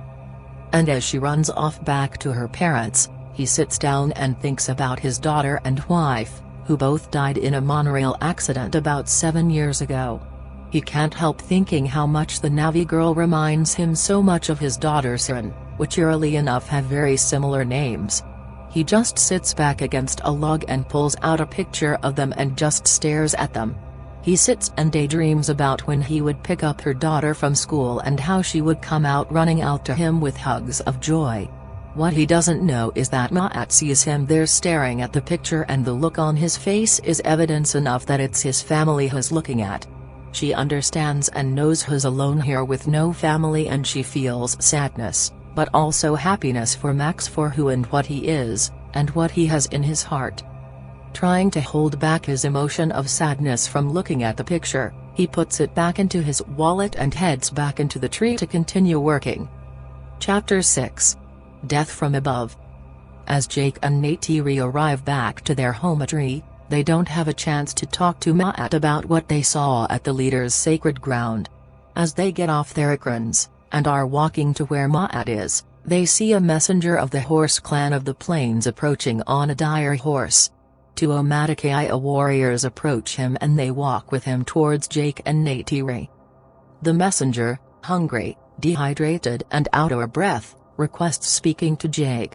Although Jake is the new leader of the clan, he respectfully gathers Neytiri, Ma'at, and Kanlu for their assistance in this matter. Deeply concerned about the situation, Jack asks, "Jake: what's going on, messenger of the horse clan? Calm down and drink some water, and catch your breath." After chugging some water from a huge leaf of crystal clear water and taking some deep breaths to regain his composure, he stands up and says, "Messenger of the horse clan, one of the children of Akwi, our leader, was taken or killed, and we have no clue who or what it was. The daughter was there when the boy was taken. All that she remembered was that it was dark, and with bright red eyes. Do you think it could have been one of the sky people retaliating with one of their machines?" Jake and Neytiri both simultaneously look at each other with concern, and before he jumps to any conclusions on what they previously saw at the sacred ground, he says, "Jake, all sky people have been sent back to their world. Maybe another clan hunter on Ikran?" Ma'at seemed rather scared by the way the messenger described the red eyes, as if she knew something.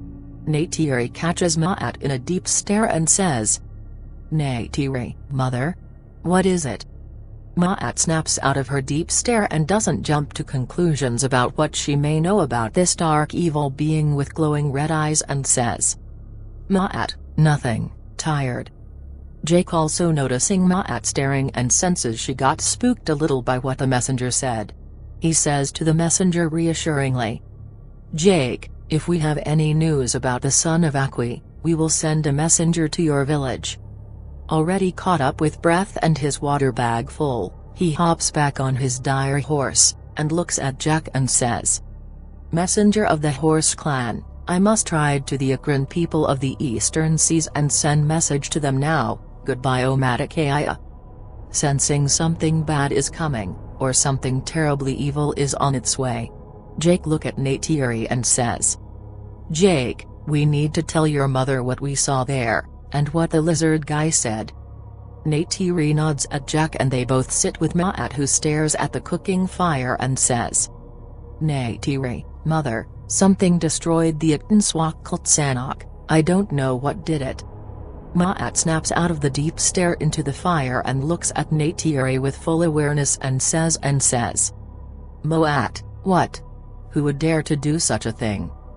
Thinking it would be easier to describe if Jake answered that question, he quickly replies, "Jake, one of the armor that was torn off the statues, had deep claw marks, but it wasn't Navi hands, or an animal.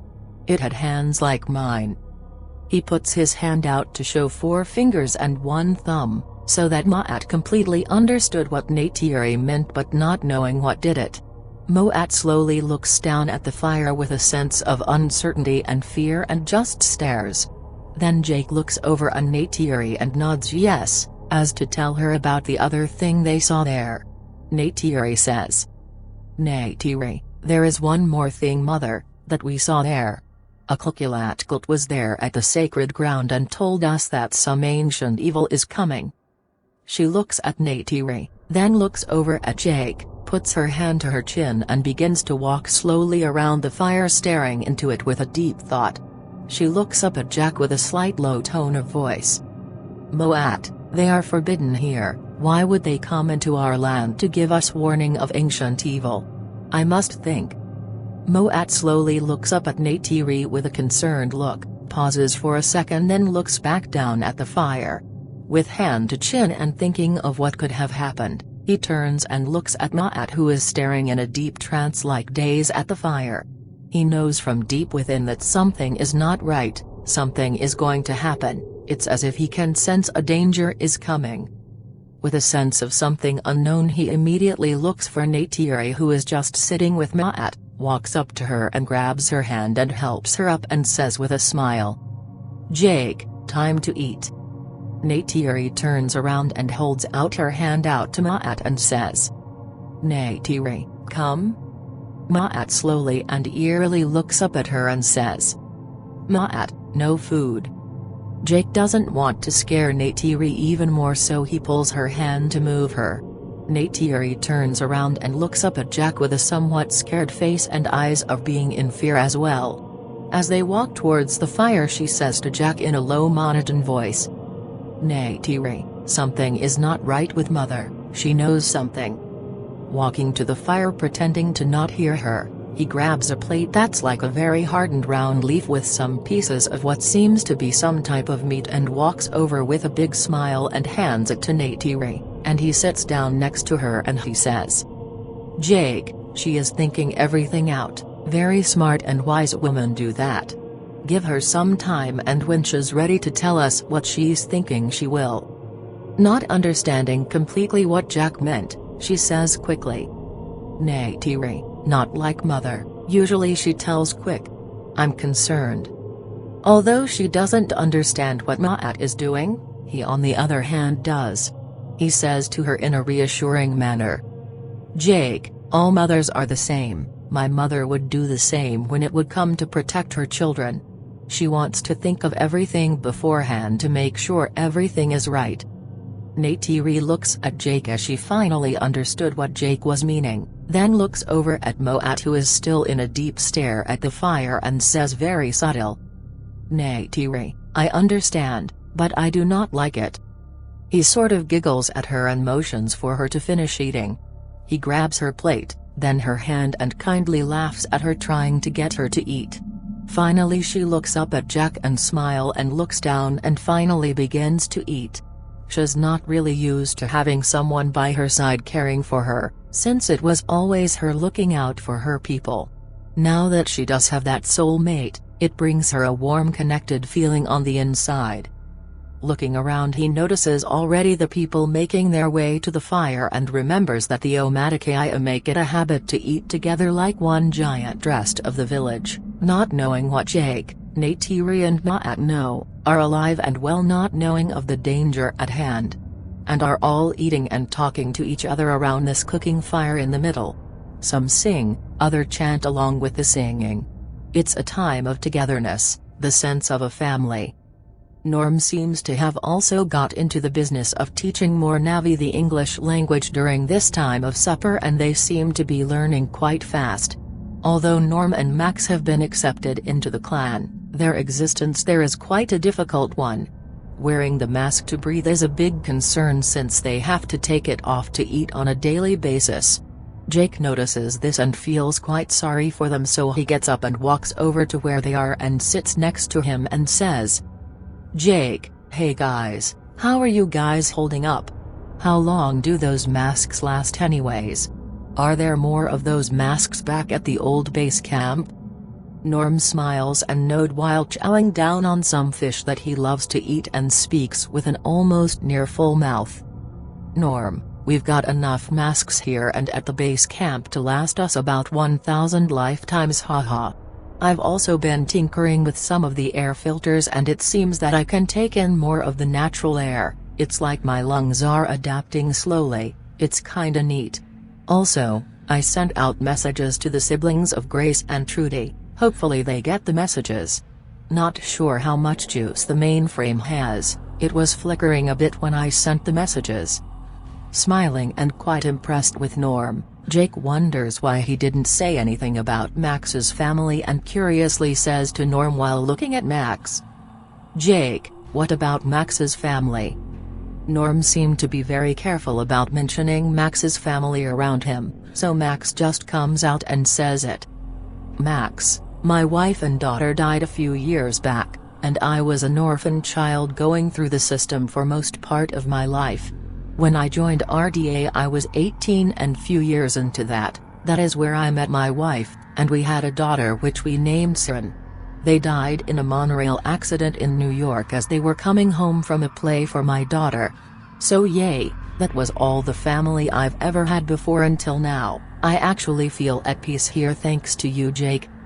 Feeling happy and sad at the same time, Jake says to Max.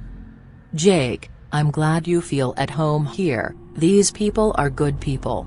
They don't have any other care in the world other than family and life." Max smiling of the truth that Jack says, he begins to laugh a little and says, "Max, although wearing these masks all the time does get irritating sometimes." "Acknowledge the memory of having to wear the mask around," Jake jokingly responds. "Jake, yay, that's the last thing I want to see, is finding you guys gasping for air like a fish and me not being able to help you. Then I would have to feed you to the fish, and boy do they love sky people for food." Max stands up and holds his stomach as you can hear the intestines rumble and he says in a panic, "Max, oh man, I got to go to the bathroom guys, I shall return." Norm and Jake laughing as they know that the Navi food takes some time to get used to for the human body. Jake says while laughing hysterically, "Jake, watch out for Bigfoot." Max while running turns around and flips off Jake while laughing himself heads off into the night forest to take care of nature that's so quickly called. Both now laughing with each other eating, everything seems to be rather falling into place with life. Jake walks back to where Naitiri is and sits next to her. Norm can't seem to get enough of the fish and heads back to the cooking fire to grab some more. Some of the people notice Norm and begin to laugh a little knowing what's going to happen later on after he's done eating. Norm simply just laughs along with them and sits with them and begins to eat. Max as he was finishing up going to the bathroom, he notices something fly above him towards the village. Unable to see what it was, he gets scared and slowly and quietly makes his way through the forest back towards the village. He can see something land in the distance but still unable to see what, or who it was. It looked like an ordinary Ikran because of the wings, but he takes no chance and remains walking quietly closer. Then he hears a girl scream, a very familiar girl scream, the scream of Siren Lou from a distance in front of him. Then he hears the sound of something much more scary, the sound of like a screeching devil. Everyone heard the girl scream along with the deathly terrifying scream, something that immediately silences the entire clan in an instant. Everyone gets up all wide-eyed and in a panic. Jake runs over to Naitiri and grabs her hand to help her up and they run off to where they heard the screams. All the warriors led Kanlu rush to where the scream came from. Naitiri looks for her mother and sees her in a deep fear and tells her mother to stay there while she goes with Jake to investigate where the scream came from.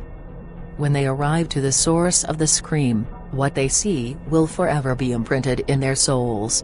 In the shadows of the moonlight from under a tree, a figure moves with red gleaming eyes over a dead body of one of the dire horses, and with a little girl in its grasp. It stands up and moves out of the shadow and into the clear bright moonlight, and it's apparent now what it is.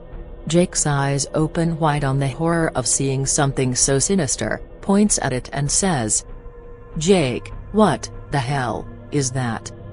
At this time Ma'at arrives and sees this rather large being standing there with large wings and bright red eyes and is stunned to her soul. The being throws down the remaining limbs of the dire horse and lets out the most frightening roar that anyone has ever heard, with wings stretched out wide as if it was showing off. It stops and gazes down at the people with its evil glowing red eyes and points and says to them in their native tongue. Evil being, Fakengia et Xstokfo, Spiatus. These are not your lands to rule, they are ours, slaves. While still holding the little girl in its grasps, Max can clearly see what it is, and that it's apparent that the scream was that of Siren Lu. Quickly images of his daughter pop into mind, the warm smile and the laughter. He pulls out his knife, a decently sized double-edged knife that he used to help cut wood, and moves in closer to it through the bushes.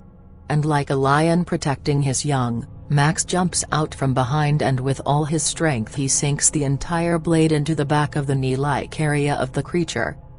It lets out an agonizing screech of pain and drops the little girl. It quickly pulls out the knife and picks up Max. It looks at him for a second, roars out of anger and tosses Max against the tree like a rag doll, instantly killing him. Bleeding a good amount, the creature begins to flap its wings, flies up for and hovers for a few seconds. Its eyes light up and says again. Evil being, Fakengia et Xstokfo. These are not your lands to rule. Its wings begin to flap really fast, then it takes off and disappears into the dark night with an incredible amount of blinding speed. Siren Lu runs over to where Max is laying dead and is crying heavily, saying over and over in English. Siren Lu, Max, no. Jake and Neytiri run to where Max is and kneel down at the side of him, laying there motionless. Norm finally reaches them and says. Norm, oh no Max. At this point everyone is just standing there looking at each other wide-eyed and in a terrifying fear. Jake picks up Max's body and orders everyone to go back to the tree in a hurry and yells out for all the warriors to stand guard. Once back at the tree, everyone begins to ask what that was that they saw, and nobody has a clue on what it was. Except Ma'at, she knows something. She sits and stares at the campfire in a deep, terrified trance-like daze. Neytiri, already scared out of her mind, sees her mother once again in that same dark, mindless stare and sits next to her and knows she knows something. She asks. Neytiri, mother, what is it? You must know. Our people are scared, mother, please say. Neytiri, almost to the point of crying to her mother, she says. Neytiri, Sempulfu Pisa Yusanpeng Engiopxelfu? Did your father or grandfather ever tell any ancient stories of anything like this?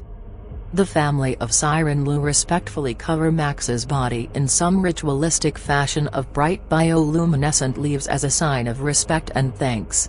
As the parents pray together and thank Max for saving their little girl, Siren Lu sits with her head down crying next to the body. Jake walks over to where they are and sits next to the little girl, puts his hand on the body and says. Jake, Muyets mutant. Understanding why Max did what he did, he turns and looks at the little girl who's crying over her lost friend and says. Jake, Ayang Muyets mutant. We will honor him tomorrow. Chapter 7. The Truth. Neytiri gets up quite agitated from sitting next to her mother, which is still in a deep-like trance staring at the campfire. Jake sees this and immediately senses and fears that she knows what they are and where they come from. The look on Ma'at's face is that of fear and a sense of more things to come in the not-too-distant future. She slowly gets up from her deep gaze, looks around at everyone and calls for everyone's attention to gather around the campfire. Neytiri and Jake look at each other in fear as if something was about to happen. Neytiri grabs Jack's hand and they sit next to Ma'at as she begins to talk. Ma'at, there is an ancient story of a battle here long ago about the people, our people, being slaves to the Plectort Navis Puli. It is uncertain where they came from and how the people overcame their struggle with such evil. It was always just a myth, a legend, a story that you would tell kids, but now we know that it is true. I am certain it is them because one thing always remains the same from all the stories, legends and myths, those red glowing eyes. People begin to question the next move, or how do they fight back against something like that. The head of the warriors, the next to be leader or of the Omaticaya is Conlu. He asks, Conlu, how do we kill them? Its skin looked like rock made of feathers. The Plectortonavis puli are covered in multi-layered, very thick black feathers which are impenetrable with simple Navi arrows. They are also twice the size of the Navi and much faster and stronger, making the Navi very easy prey for food. Ma'at, shaking her head in disbelief as to what they just saw, says, Ma'at, it is unclear, Conlu. No knowledge of such an accomplishment was passed down through the generations of people, and if it was lost with time. Nobody knows where they have been this entire time. I think they were in hibernation, and this battle with the Sky People and the disruption to Iwa must have awakened them. Jake looks at Ma'at with fear and uncertainty and begins to ponder on how to keep his people safe from such terror from the skies at night. Jake's natural marine instinct to gather as much information as possible on the enemy is quite apparent. He begins to question Ma'at of anyone else that might know about the Plectors and where they come from. He says, Jake, is there anyone else that knows the stories or myths about these creatures, or any other information that we can use? The more we know about our enemy, the easier it is to fight them. Ma'at at this point begins to cry deeply and begins to talk again. Ma'at, the only ones to my knowledge that could have known more about them was Ikran, and who's dead now. And the only other elder than myself would be the High Priestess of the Four Winds clan. You must seek her out and see if she knows more information, Jake. You must hurry, I fear we have little time. With the people in such a panic and in an agonizing fear, Jake decides to stay with the people for the night, and to leave for the village of the Four Winds clan first thing at sunup. Neytiri and Ma'at reassure the people that everything is going to be okay and let them know what they are going to do tomorrow in the morning. The next morning, as Jake and Neytiri prepare a proper burial for their lost friend Max, the people dig out a hole exactly where he died, and that is where they will honor him. Much like all the deaths of the Navi, it's done with a little ceremony of flowers on the body in the hole. The honor was given to Sire in lieu of releasing a seed of the sacred tree into the grave where Max's body lies to rest. Another loss of a human that died to protect a Navi. They are becoming more and more aware that some of the Sky People are just like themselves, full of care and unselfishness. Before they begin to bury him, Norm places his mask on top along with the picture of him and his family in the window of the mask. And they begin to bury him as they sing a song for I Want to Take Him as one of their own.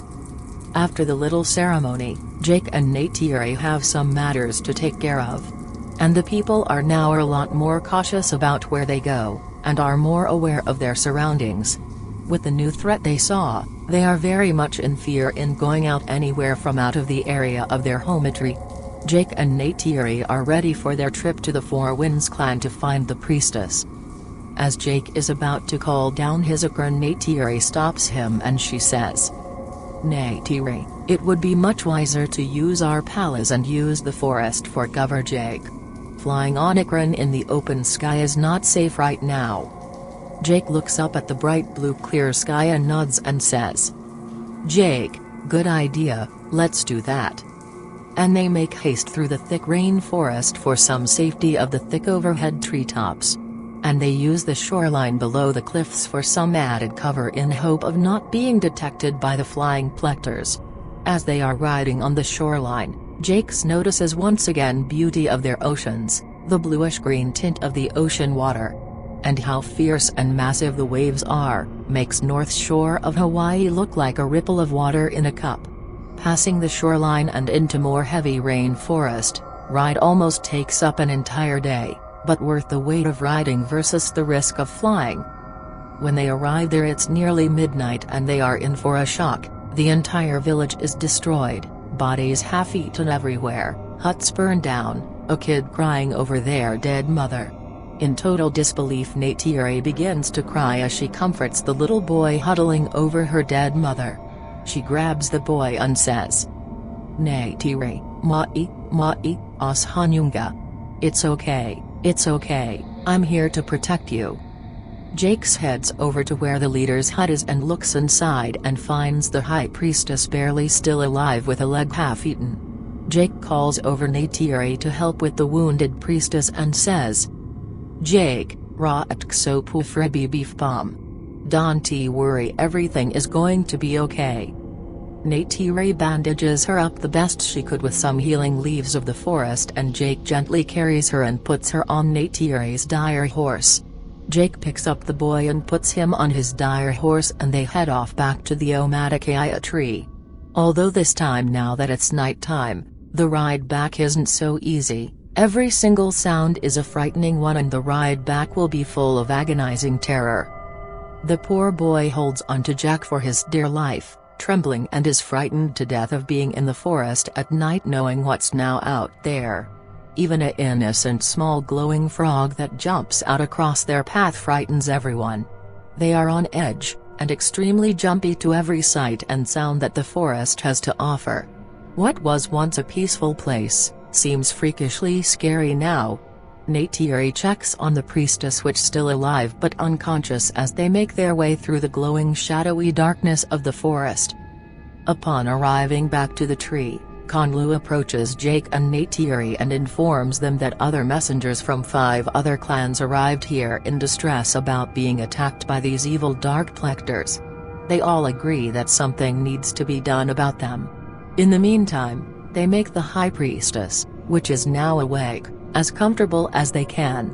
And Ma'at sits with her and begins to question the elderly lady about the new evil while Jake and Neytiri listen in. High Priestess, it's an ancient myth, about a legendary battle that took place here thousands of years ago. We were once slaves to them once, and we fought back against them and won our freedom. Nothing was ever said on how they killed them, or how they won the battle. That knowledge seemed to have been forgotten and was lost in time. The only thing that I know is that they think they come from Whisper Mountain, the summit, a cave which is supposedly their home. As she mentions Whisper Mountain, she points at the mountain in the background that has the mysterious soft blue mist at the base of the mountain. At this time the old lady falls unconscious again from all the fatigue and pain she endured. Neytiri, with a deep fear in her eyes, looks at Jack and says in a crying tone, "Neytiri, what are we going to do against those things, Jake? We don't know how to kill them. I'm scared for our people." Jake comforts her and ponders on how they can kill them. Norm, while hiding in the berry bush behind him, had also listened to the old lady talk about the plectors. He comes out from behind the bush to talk to Jack and Neytiri. Seeing him come out of the bush was no surprise for some reason. They seemed glad for someone to come out and speak up. Norm says, "Norm, Jake, I can go check back at the old base camp to see if there is any weapons still there that we can use against those damn things. There has got to be something there still. I'm sure they left something behind." Conlu, the other fearless warrior of the Omaticaya, stands up to speak and says to Norm, "Conlu, I'll go with you, Norm. It's too dangerous for you to go alone, and I know these lands very well. I'll guide us through a safe and fast route to the Sky People camp." Jake, "Okay, meanwhile I'll put all the warriors here on high alert and we will wait for your return. Wait until morning at sunup to go. It's much too dangerous to go out at night." When it comes time for the people to sleep, they are all simply too frightened to close their eyes to sleep. Most simply just lay there with their eyes open, looking around at everything. Even Jack and Neytiri have a hard time getting some sleep, mainly Jake since he has his own personal sleeping issues. Norm, on the other hand, seems to be sleeping like a baby. After all, he basically is sleeping on a bed-like cot that is made for the Navi's kids. After a few hours of a calm and usually normal night, most do end up getting some rest for the entire duration of the night. Even Jack has managed to fall asleep cuddled up like a baby, with Neytiri sleeping in their nest-like bed. As morning quickly came, Norm and Conlu are the first ones up and gather a few things before they head off down the trail towards the old base. RDA base move from tree to tree and bush to bush like trained ninjas through the forest. Not knowing where the evil creatures are, they take no chances and move silently through the forest unheard. Their only problem comes when they have to cross the river, which Conlu can run across easily but Norm would have to swim slowly. Conlu looks over at Norm and crouches down on one knee and says, "Conlu, get on like baby, I carry you fast across." Norm, extremely hesitant to climb aboard Conlu's back, says jokingly, "Norm, don't tell Jake, he'll laugh." With Norm holding on to Conlu, he runs through the water fairly fast to the other side. And quickly Norm jumps off and they continue their way towards the camp. Seeing the Sky People base camp again, Conlu does not want to enter the buildings since he's too tall, but Norm insists that it's not safe outside, so they both go in. While inside and walking around, Conlu keeps bumping his head on everything and is getting very agitated. Norm keeps telling him to watch out, but doesn't seem to help much. The Navi are just simply much taller than humans.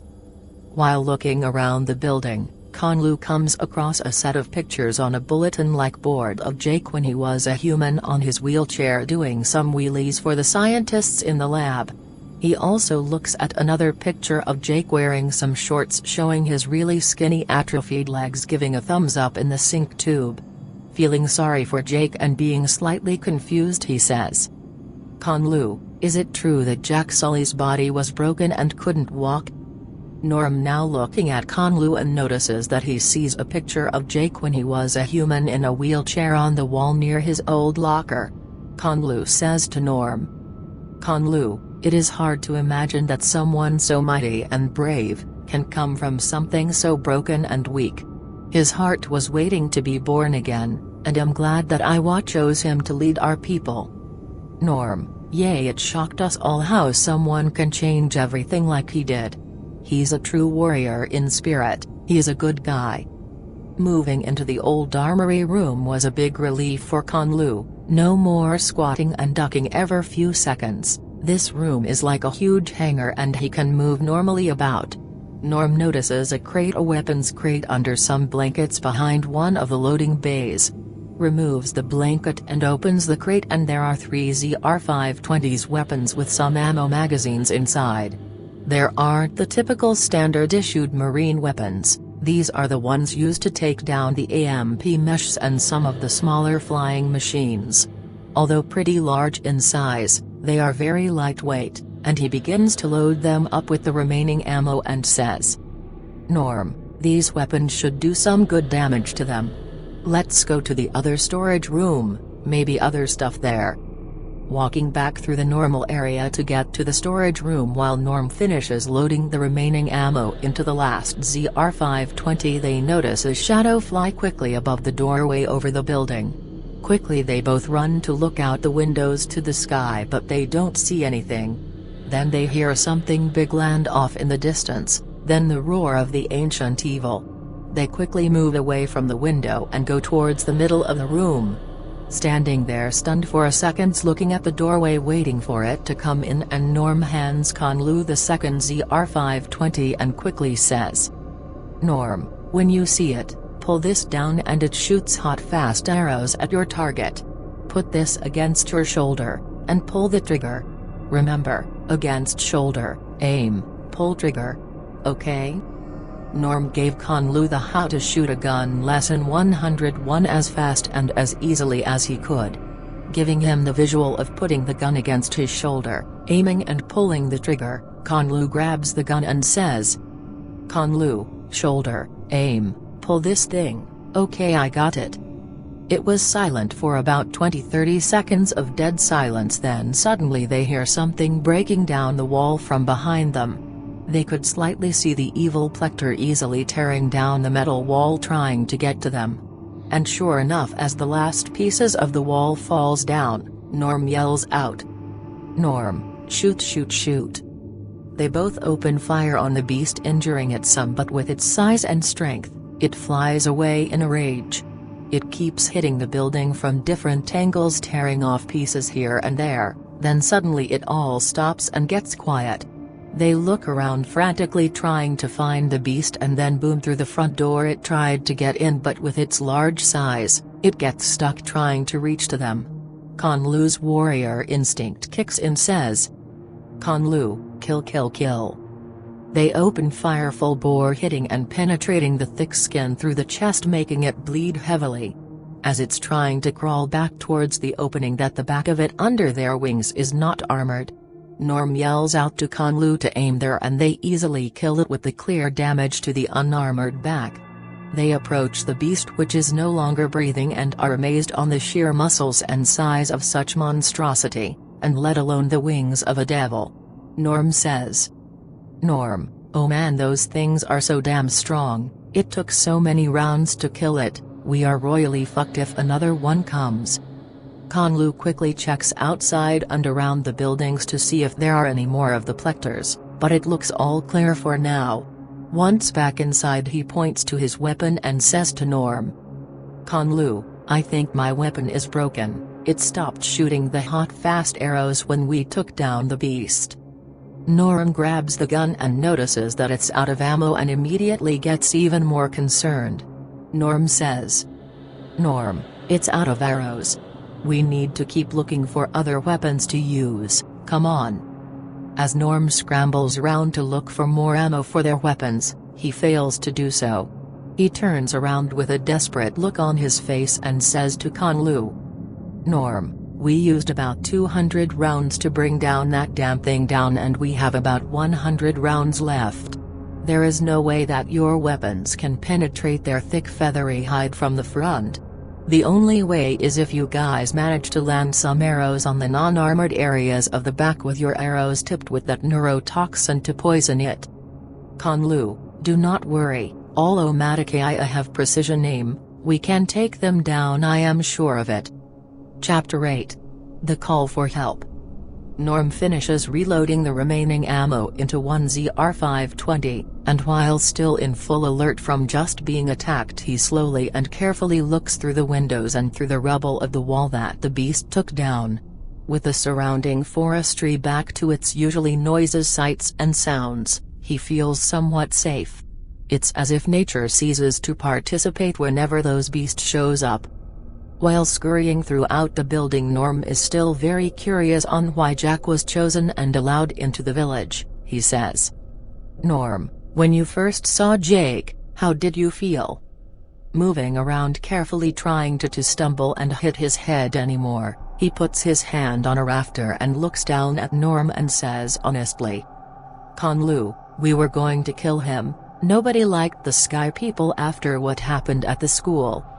Then he looks down rather sadly as to thinking he would have never had the chance to fight with one of the all-time legendary leaders, a Toryuk Mikto, if they would have killed Jack the first time they saw him.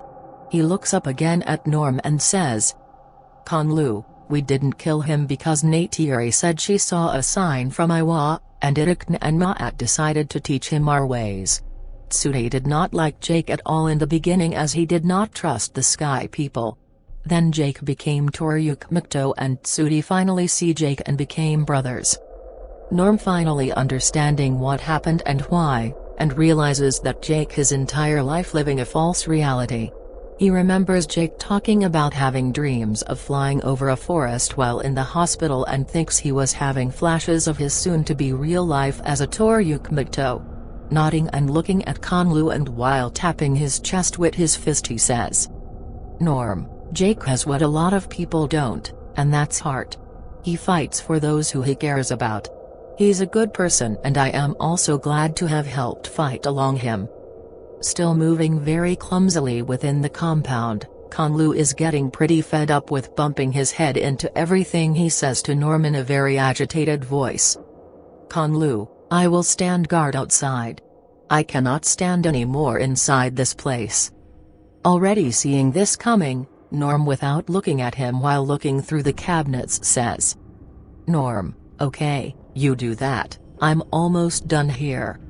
While still searching the complex for more weapons, ammo, explosives or anything useful that they can possibly use against the plectors, an idea suddenly hits Norm that he could still use the mainframe to send a message to the siblings of Grace, and Trudy and Jake to maybe send some friendly help. So he runs over to the mainframe and hopes there is enough juice left in her to pull up all their files, get the numbers and plug them into the send request area, and record a video message. Successfully pulling up all the names, finding their numbers and entering in all the data, only part remaining is to record the video message. So he grabs the nearest digital camera, plugs it into the mainframe video out, and turns it on and hits record button and says rather quickly, "Norm, Mary, Charles and Jose, Amy, if you see this message, we are in danger here in Pandora and we might not survive." Apparently the battle between the paid military of RDA and the Navi awakened some huge ugly evil creatures, and they are attacking all the villages and they are very hard to kill. The Navy weapons are very ineffective. Not sure how long we will survive here, but if you could send some help, anything at all, it would be much appreciated. Norm out. He hits stop recording, hits the save button, and it flashes in green saved, and all that's left is for him to hit the send button. Praying it's got the juice to send it to everyone, he closes his eyes, pushes the send button, and says, "Norm, come on, work, work." Scared to open his eyes, he slowly opens them. He looks down and notices in bright green message sent. Happy with the outcome, he lets out a victorious while spinning fist pump. Norm, yes. Meanwhile Conlu is just standing there looking at Norm in a slight confusing manner while he was recording and sending the message. Conlu confusingly says, "Conlu, who are you talking to? The piece of gear?" Norm begins to laugh a little and understands that Conlu doesn't really understand their technology. He says jokingly, "Norm, I sent a message to some friends. Hopefully they can get some for us in time." Without the slightest clue on what Norm was talking about, Conlu says, "Conlu, who did you send message to? I don't see other people there." Laughing a little, Norm points to the door and motions that it's time to check the last remaining building in the compound and says, "Norm, one more building, then we need to get out of here before it gets dark, come on." They head off to one of the supply buildings out towards the rear of the complex that looks like it has gone through about 10 wars, slightly burned, with big holes everywhere, broken glass and knocked down doors. As they pass by some big walls, they come across an opening, and off in the distance down the mountain they notice the old school where Grace used to teach the kids English among other things. Conlu seems pretty touched by the sight since he went there to learn the language with Neytiri and her sister Silwana many years ago. Him and Norm simply just gaze at it for a second while walking, and Conlu says, "Conlu, so many memories happened at that school. Good and bad. Last memory is Silwana dying there and Neytiri very upset and angry. Don't understand sky people ways, why some are good, and some bad." Completely understanding what he's saying, Norm doesn't understand the human nature either. He says rather confusingly himself, "Norm, I don't know myself, that has been a mystery for as long as we have been in existence. On our world, people go to war and kill millions of people. It always happen, and will always happen as long as there are people there. There are some good people too, just more rare nowadays. And here we are." They arrive to the supply building, and much like the other buildings, empty with nothing but vacant storage bins and some broken chairs and glass tossed around everywhere. Rather than going inside with Norm, Conlu smartly stays outside. The constant banging of his head on virtually every ceiling has taken a toll, and he would rather be on watch outside than inside cramped up. With a full and thorough sweep of the area, it's quite clear there is nothing there that is useful to them. Norm looks up and notices they have a few hours left of sunlight and says, "Norm, it's still light out outside. I don't think they move around during the day. I think it's time to get back to the village before it gets dark. Let's go." As they start walking back, wondering what it's like on the planet where Norm and the rest of the sky people come from, Conlu curiously asks Norm, "Conlu, what was it like back on your world of sky people?" He doesn't even know where to start with that question. The amount of terrible things back on Earth just piles up and equates to only one thing: Death. Shaking his head out of disgust, he says. Norm, it's all dead there, no trees, no plants. It's all just gone. All this you see here, there is none of that back on the place I came from. No animals running around free, no birds, no clean rivers, it's all simply dead. Sort of confused on what Norm means by dead, he asks. Conlu, why would the sky people do that to your own home? Norm begins to laugh a little, knowing that there are so many corrupt and greedy people back on Earth. He says. Norm, there are just a lot of bad people back on my planet. You saw some of them here, those were really bad. I was only with them because I had a chance to come out here, and look at this place, it's amazing here. I love it. Conlu looks around and imagines his home without all that Pandora currently has and just lets out a disgusted grunt of a noise and then says to Norm. Conlu, do you miss home of sky people? He begins to laugh a little more on the thought of Earth compared to Pandora. Looks directly and sternly at Conlu and says. Norm, I would rather die defending this beautiful place than to live in my old world. It's quite clear to him that Norm does not like his old home and that he loves this place. Norm definitely gained some respect points from Conlu with that last line. Conlu looks forward, points and says with a purpose. Conlu, enough talk, let's go. Norm and Conlu make their way back to camp, carefully moving quietly, not trying to make any noise in fear of being noticed or spotted by the plectors. They have to take small periodic breaks because of Norm. The human body is not physically as superior to that of the Navi. With just Norm by himself, it was a 2-day trip, but with Conlu, it's going to be a 1-day run. Conlu doesn't seem to mind and completely understands, and it gives him time to scout up ahead to see if it's clear and whatnot. Once Norm catches his breath, they quickly start moving again back towards the village. After about a 5-mile run, which seemed like a 20-mile to run, who is panting and sweating profusely. He motions Conlu to give him a few minutes to rest up. Norm looks over to a tree that has cup-like leaves that hold clean water from the daily rain, but unfortunately he can't reach them.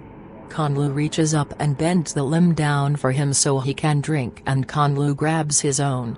Norm quickly takes off his mask and begins to chug the refreshing water, and takes 2 deep breaths of the Pandoran air and puts his mask back on. To his surprise, what normally should be making him gag and cough, only left a slight burn on his lungs. And didn't leave a feeling of out of breath. He sits and wonders if it's possible that he may be getting used to the air. Being a scientist, he runs through every possible scenario in his head that could lead to why his lungs may be getting more accustomed to the air. With hand to chin, the only explanation would be that somehow the food, the environment, water, maybe be affecting his entire body biologically and chemically, maybe allowing him to adapt. He says to himself. Norm, this is where I need grace. After about a good solid 10-minute break, and with the water and its super full body revitalization feeling, Norm is ready to go again. He says to Conlu jokingly. Norm, what are you doing sitting down? Come on, let's go. Slightly aggravated, and he lets out a sigh and lumbers on, leading the way back through the forest. Arriving to their tree, they notice a lot more people, and more warriors standing guard with weapons on alert. Seems like more surviving members of other clans have made their way here for some safety and refuge. These plectors seem to be killing and feasting on the Navi without any remorse. Something has to be done, and soon. Jake notices that Norm and Conlu have safely returned back from the old Sky People camp, and also sees that they only came back with one ZR-520 weapon and says, Jake, only one gun? How much ammo is in that one? And were you able to send out a message? Norm, there was about 300 or so rounds in 3 guns, but we got attacked by one of those damn things and it almost tore down a building to get to us, and we used up about 200 rounds killing it. They are incredibly strong, and their feathery black armor is very thick and very strong. This ammo did do damage to it, But we also learn that the backs under the wings are not protected at all, and you should tell the others about the weak spot. I'm not sure if the actual messages get sent or not. There is no confirmation that they will even get the messages. Jake looking very concerned now, learning that even their weapons barely did any damage to the Plectors. Running out of time before something really bad happens, he says.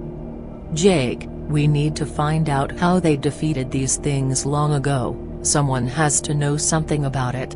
We need to know, and fast, before it's too late. Neytiri, with some news, approaches Jake and Norm and to tell them that the old priestess is awake again, and speaking. They approach the old priestess, who looks much better now, her cut leg covered in the healing leaves. She notices that Jack is now there and she begins to speak. High Priestess, old lore about these things is that they had two leaders, one female and one male, and according to the legends, the female died in the rebellion. And because of that, for some reason, the male does not leave the cave. If I remember correctly, the last surviving leader's name was Lydrasgonioia. Although the female's name was never mentioned in all the stories or myths. Nothing was ever said about where they came from, and why they hate the Navi people. That was always a myth story, but it's now clear that some of it is true. Chapter 9. Legendary Meeting. After speaking with the High Priestess about the Plectors, the Omatakia all agree that there needs to be a meeting of all the clan leaders about this new threat to all of the people. Messengers were sent out to all the clans to inform them of the situation and about the meeting that's going to be held in a few days' time. That's of course, if they live that long. Seems like every hour there are more and more injured stragglers coming in from other tribes talking about what has happened. And they all say the same thing, all dark flying demons with red bright eyes. With more frequent attacks, it's quite apparent that the people are frightened to death and are no longer going out and hunting for food. Many of them stay within the safety of the tree with their children, starving and praying in fear. Ma'at and Neytiri try to comfort their people, but they themselves feel their sorrow and fear. Jake and Neytiri bravely go out hunting for breakfast for their people. Most of the villagers are too scared to even think about leaving the tree now. Jake understands them, so he does what they must for their people to survive. Thankfully, they bring enough food for everyone to eat, and everything went smoothly back at the tree while they were out hunting. There was no signs of the Plectors anywhere, so people ate in safety for the time being. Around noon, Jake notices that Norm is nowhere to be seen. He looks around the village and he's not there. Extremely concerned for his friend, he approaches Neytiri, who is helping and cleaning up a little girl. He says, "Jake, Neytiri, have you seen Norm? I can't seem to find him." Neytiri looks up to where she last saw Norm a while back and notices that he's no longer there. Looks back up at Jack with concern and says, "Neytiri, he was there not too long ago. I don't know where he went." Now extremely worried about Norm, especially since he really doesn't know the area, and above all, he's human that has to wear a mask to breathe on a daily basis. Wondering where he could have possibly gone, he notices some children by the cooking fire eating small pieces of fish. Walks over to the fire and sees that there isn't enough food for everyone and wonders if Norm had gone down to the river's dam to hunt for fish by himself. Jake says to Neytiri with the sound of urgency, "Jake, I think Norm might have gone down to the river's dam to hunt for some fish. I'm going to go check it out." Jake jumps on his dire horse and quickly makes his way down to the river dam, which is normally about a 5-minute ride for someone on a dire horse. As for a human walking though, it's about a good 20-minute walk. Sure enough, when he gets there he sees Norm trying to drag in these big fish which are about half his size onto some netting. Miraculously has managed to get about 3 decently sized fish onto the net without killing himself from all the heavy lifting. Norm sees Jack and says, "Norm, I could use a little help here." Shaking his head as he approaches Norm, Jake says, "Jake, what were you thinking coming out here all alone? It's not safe for you to be out here all alone. especially with those things flying around. It's as if Norm wasn't scared to be out there, but his motives were well in order. He tells Jake, "Norm, it's just as dangerous back at the village than it is here, plus there wasn't enough food to go around and those kids were hungry. I had to do something about it." Understanding Norm, and the passion to care for people, he gets off his dire horse and helps him drag in more fish onto the netting. Jake grabs one of the fish and looks at Norm while wiggling it and says, "Jake, you know you could have asked for some help, anyone would have came to help you." Norm, kinda laughing at that while trying to haul in another fish, says, "Norm, yay, I came to that conclusion that I should have asked for some help the moment I tried to pick one of those fat fishies up, haha." Jake looks over at the netting and notices that they got plenty of fish to last them for an entire day. He quickly ties up the net around all the fish and picks it up and ties it to the side of the dire horse. Jake looks at Norm up and down and starts to laugh a little and says, "Jake, next time you want me to carry one of those baby cribs that they wear on the backs for the kids for you to sit in and ride on? You can be like my baby riding on my back." Jake gets on the dire horse and gives Norm a hand to get on. And Norm, still laughing about what Jack said, says jokingly, "Norm, you know I could have disconnected you many times from the sync machine when you used to drive these avatars. I was tempted to." Both laughing as they ride off up the trail and quickly make it back to town. The people help with the fish and begin to start cutting them up to prepare for the cooking fire. Only takes about an hour or so before the fish are all nice and spiced up with the Navi's goods, and the starving begin to eat, and they all start to thank Jake for having the bravery to go out and get more food. Jake stands up and points to Norm, notions not to thank him, but to thank Norm. He happily says, "Jake, Iriotana tatut, ponrapanatateran pxaself pinganaviyom." Thank the little sky person, he was out there all alone hunting food for the Navi to eat. Shocked and amazed that someone so small could have so much courage. A lot of the stragglers that did come in were slightly uncomfortable with Norm being there, being most of them have never seen a sky person up close. Let alone they thought all of them were bad and were sent home. But very quickly they came to realize that not all of them were bad, and this one was chosen to stay for a reason, and they all thanked him. As the day passes on and comes to an end, leaders, chiefs from all the clans come riding in, each presenting themselves to Jake, their newfound hero, and applaud his actions. With the last leader finally arriving and presenting himself, Jake begins to tell them what's going on. He says, "Jake, sitsingvertep kipayang set, angzin ftang mifo. There are ancient demons among us, and we must stop them now." Even though they understand Jake, Conlu and Natiri both help Jake out in convincing all the leaders that something has to be done or they will die eventually. They eventually come to a conclusion and agree that they need to find a way to stop them.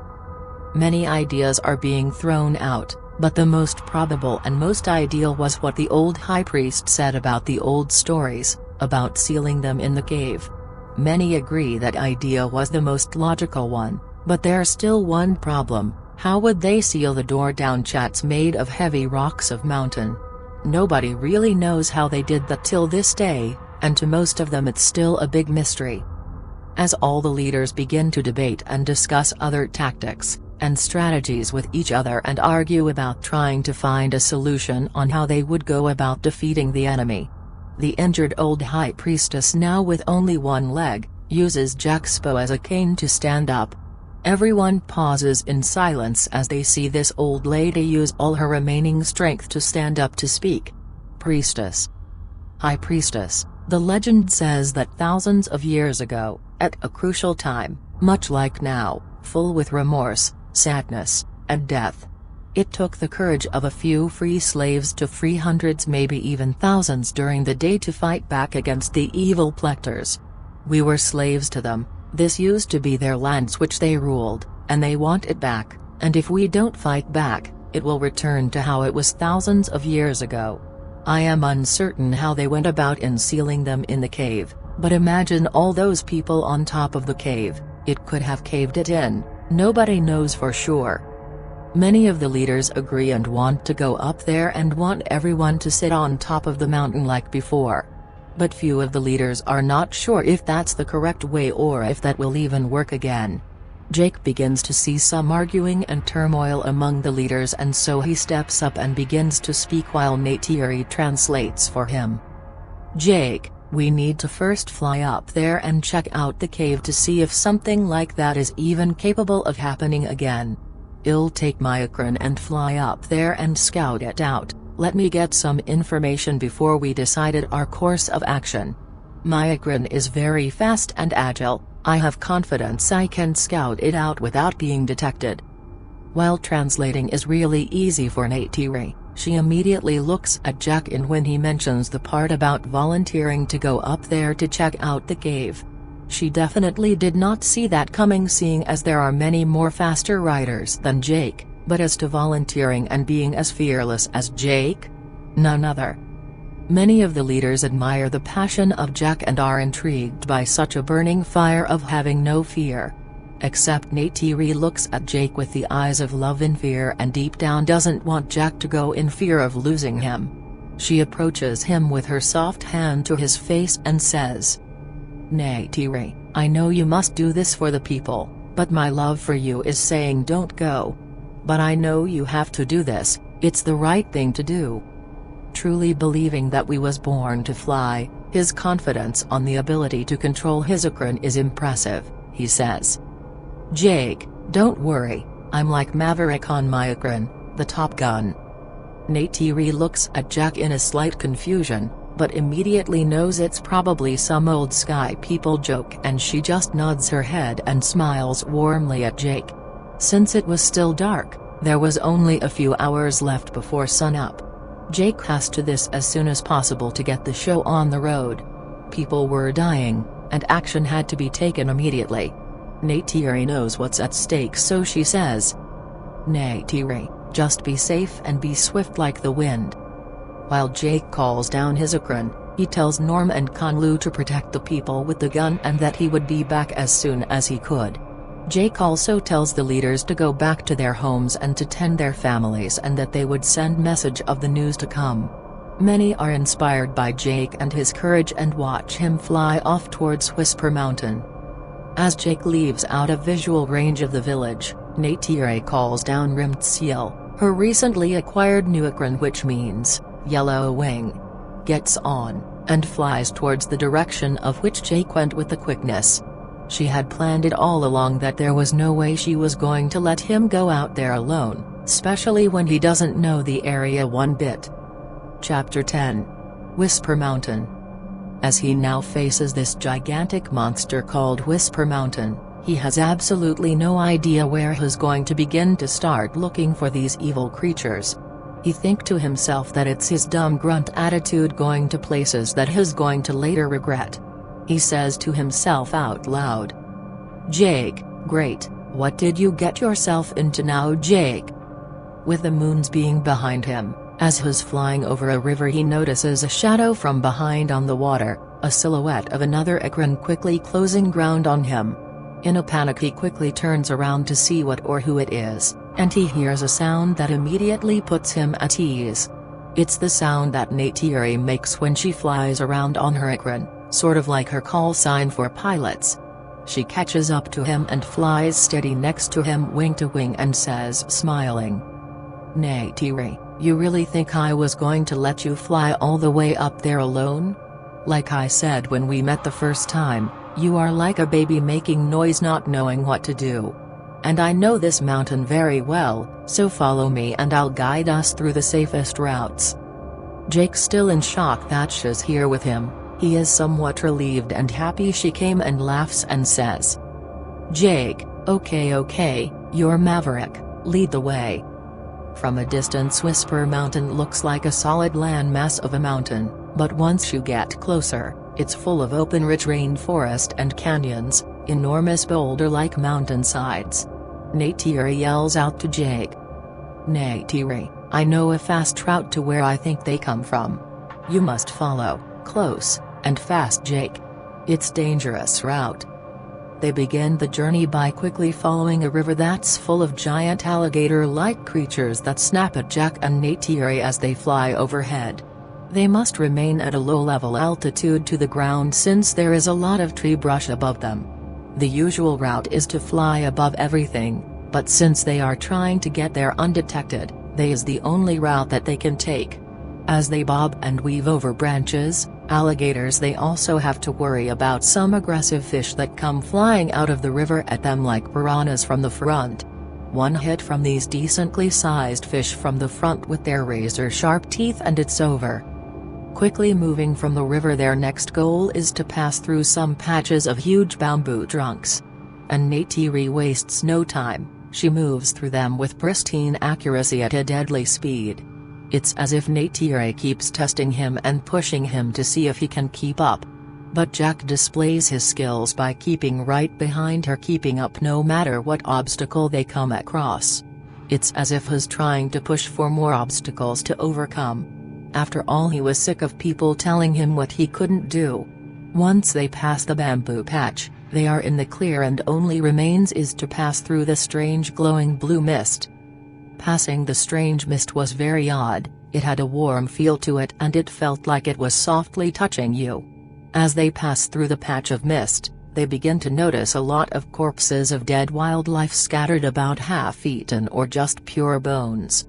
These things are cannibals, no spirit, ruthless beings, much like the company RDA that had no sympathy on who or what they kill. The higher they get, the windier it becomes and harder it gets for the Ikrans to fly stable, and not to mention the heavy rainfall as well.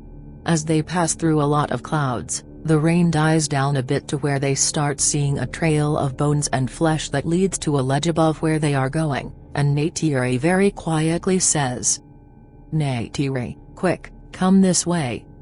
She leads them to an opening on the side of the mountain about a mile away to where they have plenty of space so that they can land the Ikrans. There they can land and then go on foot to see where exactly the cave entrance is. The place seemed pretty safe since there was no dead carcasses or bones lying anywhere near there. Plus there was a lot of cover from a big patch of rainforest behind them. Flying around the entrance would be much too dangerous, especially not knowing what those things are or what they are capable of doing in the sky. They carefully make their way silently through the rocks and mountainside, and from a distance they can see the opening, so they take cover on a huge rock covered with heavy vegetation. What they see is not a big surprise, nothing but carcasses, bones, flesh, blood. It's as if it was an open graveyard. Neytiri, disgusted to her soul, says quietly in anger, "Neytiri, Fay Fivertep, Faki Muia. These things are demons, they have no honor." Jake looks over at Neytiri and notices that she's very angry of what they are doing without them honoring their kills. It's not their way of life, the only way is the way through Iwa. Jake quietly says, "Jake, yay, these things are pretty bad." They see about 10 of those things feasting on the corpses like vultures on carcasses. Very quickly Jake notices on top of the cave there are some pretty big boulders that look like they could be brought down given enough force. He says to Neytiri, "Jake, look, at the top of the cave, those boulders look pretty weak. If we can somehow get those to fall, we could trap them in there." They sit there and watch for a few moments longer. Then just after a few seconds the much bigger looking leader walks out, slaps few of the smaller ones out of the way and grabs a piece of meat and walks back inside. Jake had already had enough of this place, says, "Jake, Neytiri, it's time to go. I don't like being out here, we don't know anything about them." As they were about to leave, the sun started to make its way up as it's now the beginning of morning. They notice them all look up at the sun, and then they all go into the cave. Neytiri and Jake both notice this, and Neytiri says, "Neytiri, ting na fe ra anot sot sok? Looks like they don't like the sun." Jake quickly nods and says, "Jake, looks like we're going to be attacking by daytime. Come on, let's get the hell out of here." They quickly and silently make their way back to where they left their Ikrans. When they arrive to where they left them, they quickly notice they are both gone. and no signs of anything, no bodies, no blood, just gone. Neytiri scared looks over Jake, and both are pretty scared and don't know what to do. A split second later they hear some rubble move on the mountainside above and behind them. And with a eerie spine-chilling sensation they both turn around and there is a plecter standing there just staring at them with its red gleaming eyes finishing off a piece of one of their Ikrans. It stands there and just stares at them as if he is toying with them, and instilling much fear into them. It spreads its enormous wings and begins to start flapping them, and flies down and lands about 100 feet from them.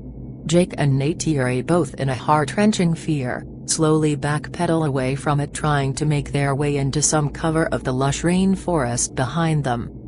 It slowly looks up, stares at them for a second, then puts one hand down on the ground, legs and wings rear back, eyes light up as if it's getting ready to charge at Jack and Neytiri.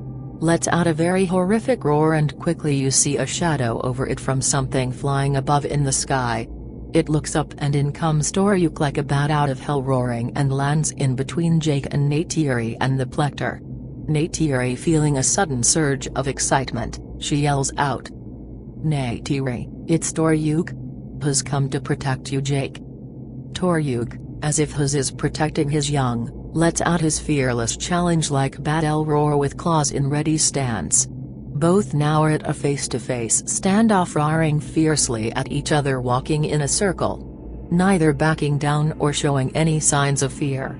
Jake, seeing his bonded mate Toryuk standing in front of them facing the plecter without any fear, yells out to Toryuk, "Jake, it's time to dance." Like an attack guard dog taking orders from his master, Toryuk charges into the plecter without any hesitation or fear, as so does the plecter charges into Toryuk. The impact of the two charging each other with such massive size and sheer power, it sounds like a crackling thunderstorm on a silent night. Jake and Neytiri run into the forest for some safety from the battle of the behemoths. No sense in standing there watching when things could get ugly very quickly. They both watch the epic fight from the safety of a huge tree off to the side. Toryuk, which is about the same size as one of them, is biting, clawing, and is in a big wrestle with this plecter. It's an epic battle, Clash of the Titans type of a war, watching these two Goliath creatures fighting each other. You can clearly see the plecter biting Toryuk and clawing him as well as the fight continues. And it's very clear that Toryuk with his huge claws is also landing some pretty heavy hits to the back and chest. They are still both on the ground wrestling around, wings flapping around everywhere. The plecter lands a pretty nasty claw on Toryuk's neck, but doesn't inflict enough damage to bring down Toryuk. The plecter seemingly feels overmatched by Toryuk's raw strength and blazing speed, let alone getting clawed with those razor-sharp talons. It begins to sense defeat, so it starts to flap its wings rapidly to try to fly away and escape the viciously powerful Toryuk. It manages to get about 50 feet up off the ground, but Toryuk on the other hand senses victory, so he's not about to let this one get away that easily. Toryuk with his own powerful wings flies up like a rocket-like burst of acceleration, easily catches up to the plecter and lands a ruthless, devastating bite to its midsection, and almost bites it into two pieces. The roar of pain from the plecter is proof enough that it has clearly been defeated. Clearly not able to fly anymore, the plecter comes crashing down hard onto the ground, and Toryuk flies down for the kill, and lands the fatal bite to its head and crushes it cleanly into nothing. Toryuk, still full of rage from the fight, turns around and looks at Jake and lets out a mighty victory roar with wings stretched out to its full extent. Jake and Neytiri both acknowledge Toryuk's victory with their own battle roar, and Jake says to Neytiri, "Jake, and that's why he's the baddest cat in the sky." Jake walks over to Toryuk, who is breathing heavily, pats him on the head some, and as he slides his along the side of his neck to where he got clawed pretty good, and as he applies the bond and says, "Jake, Iriots Mugen Toryuk, Pxe Muyanga. Thank you, brother Toryuk, I honor you."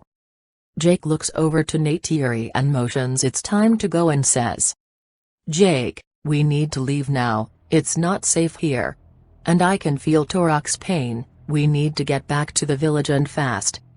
They hop on Toruk and they fly back to the village.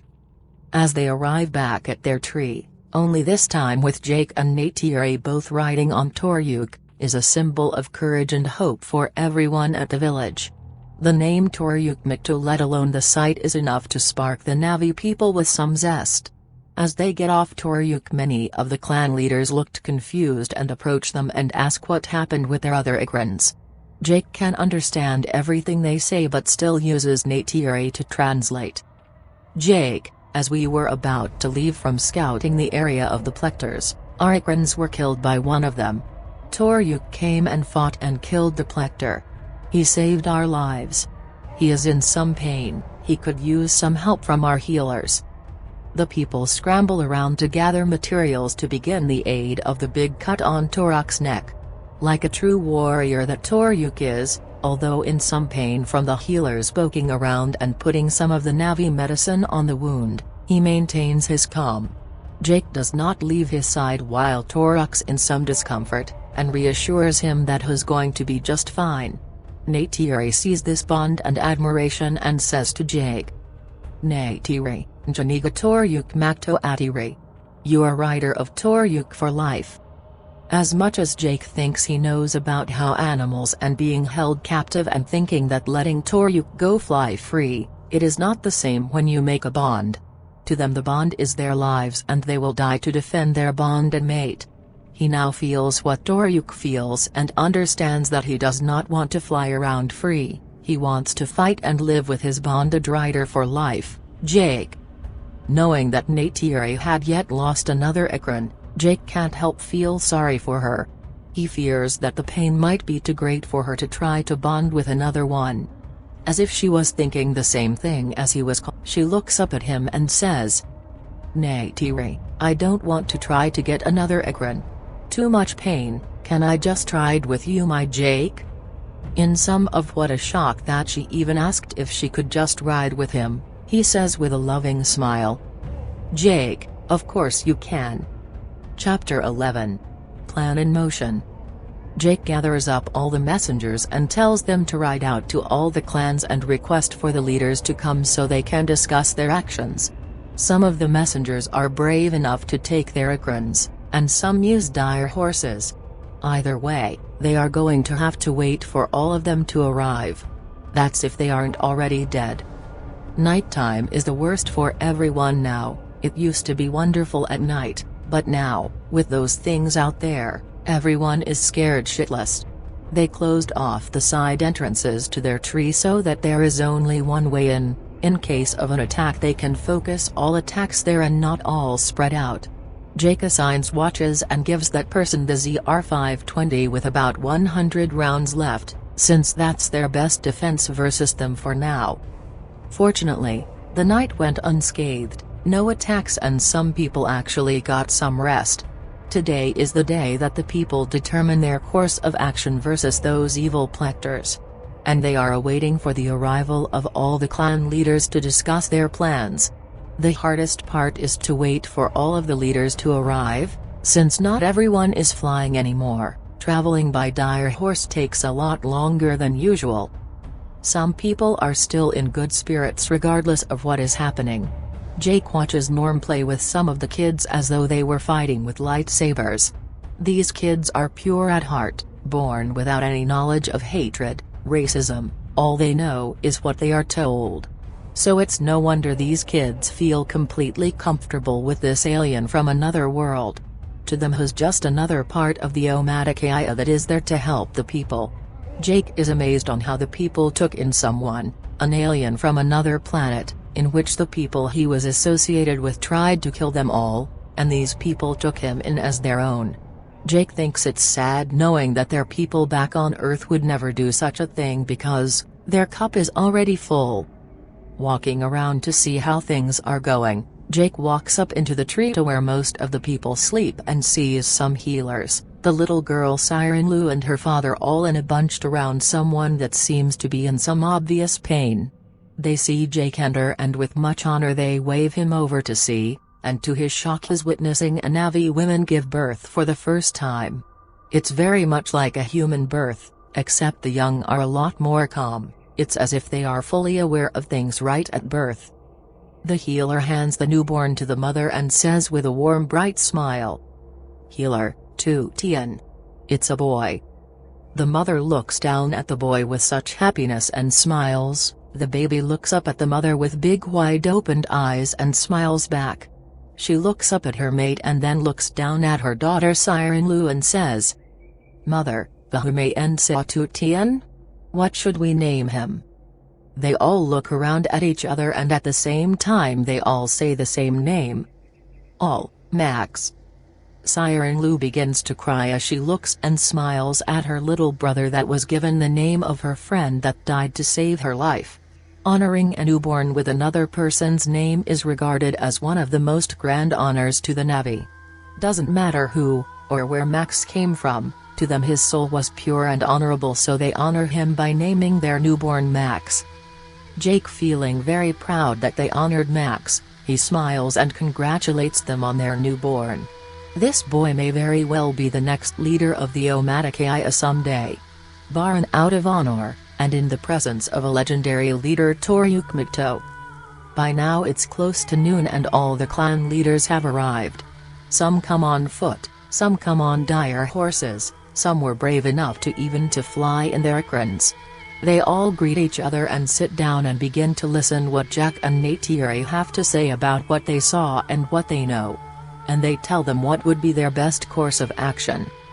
Many like the idea of having some fly in there with heavy rocks and to throw the boulders at the same time at the cave entrance to see if that would cave it in. But many are also skeptical if that would cause enough force to do anything at all, which at that point they would be sitting ducks for them. Another idea that seems to be brewing up is to just march up there in brute force to try to kill them all. Heading up there in force would definitely be a suicide for them. Jake, who is still shaky with his translation, has Neytiri translate for him and decides to speak out above all. "Jake, we just can't go up there in brute force, they will see us coming from miles away and simply fly away. Our best chance is to drop rocks on the cave entrance to see if that caves it in. At least if that fails we have a chance to fly away for safety." Almost all the clan leaders agree with Jake. Jake also says, "Jake, we can also use fire to seal off the exit in case they try to escape. As we are sealing off the entrance, we can spill oils that catch fire near the entrance, making it very hot, and they will catch fire to get out. Does anyone have any other ideas or against that one?" They like the idea and all agree on it. The clan leaders send out workers to gather oils and heavy rocks that they can carry with Ikrans. Everyone begins to work diligently towards their plan.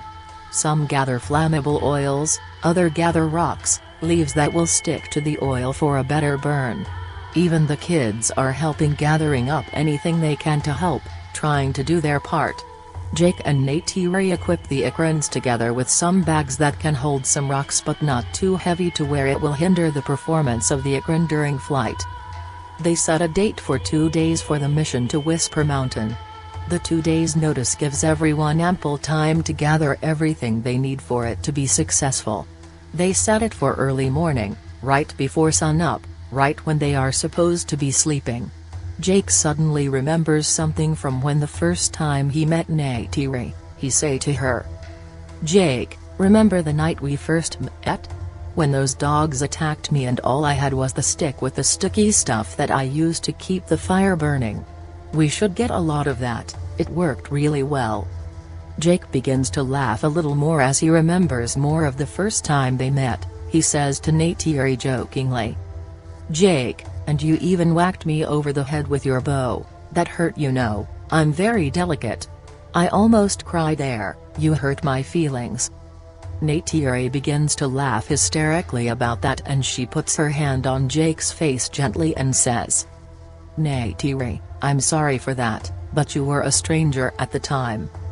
Neytiri gives Jack a warm kiss. And they both laugh about it. Neytiri then tells some of the people to help gather some of the extract sap off a certain tree and to put it into flower vials, They are basically hardened flowers that have some sort of hard leaf tops that can open and close to pour things in and out of. If they can get enough of that gathered, that could make a wall of flame high and strong enough to be able to hold them back. He hopes so anyways. As the nighttime approaches, all the people begin to go inside the tree for cover, and the fear slowly begins to settle into on everyone. Knowing that there is an ancient evil out there, is frightening for everyone, and the nighttime no longer becomes the time to watch the nocturnal beauty and sleep, it's now the time to pray for your life.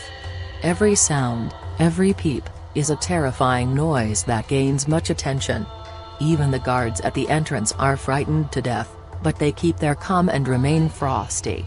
Jake walks around to all the guards to make sure everyone is at top of their game, and he says forcefully, "Jake, ion pxi ion yungan arif ka uratnerwatks krrs. Stay sharp and keep your eyes peeled at all times." All the guards on watch acknowledge him, but he can easily see the fear in their eyes. It's blatantly obvious that all the guards are in fear, except for one, Conlu, who shows no fear, and Jake notices that and nods to him in acknowledgement. It's like Conlu is Jake 2.0 in the making, fearless, and he will do whatever is necessary to get the job done for his people. Jake keeps a close eye on Neytiri as well, can't have his mate run off to do something brave and stupid, he think he's the only allowed to do that kind of thing. Since this planet has 2 moons, a night with 2 full moons means that it's very bright outside, and the moonlight plays tricks on your mind when you are scared shitless. It's as if they see shadows moving around, when there is clearly nothing there. A simple turtle-like creature moving through the forest slowly used to gain no attention, now it's treated as a life and death situation. This type of horror during the night is something the Navi is not used to. In a moment of dead eerie silence, they suddenly hear the dreadful sound of one of their ferocious roars, which echoes off into the distance. And everyone begins to look around in a panic and fear. The guards begin to scurry around like ants and watch the front. Few other guards now come to support the front as well. Jake is there too, with Neytiri and Conlu watching guard behind a big trunk for some protection. Jake says in a calm, steady voice, "Jake, Nariasi, Nealaxi. Careful now, be ready."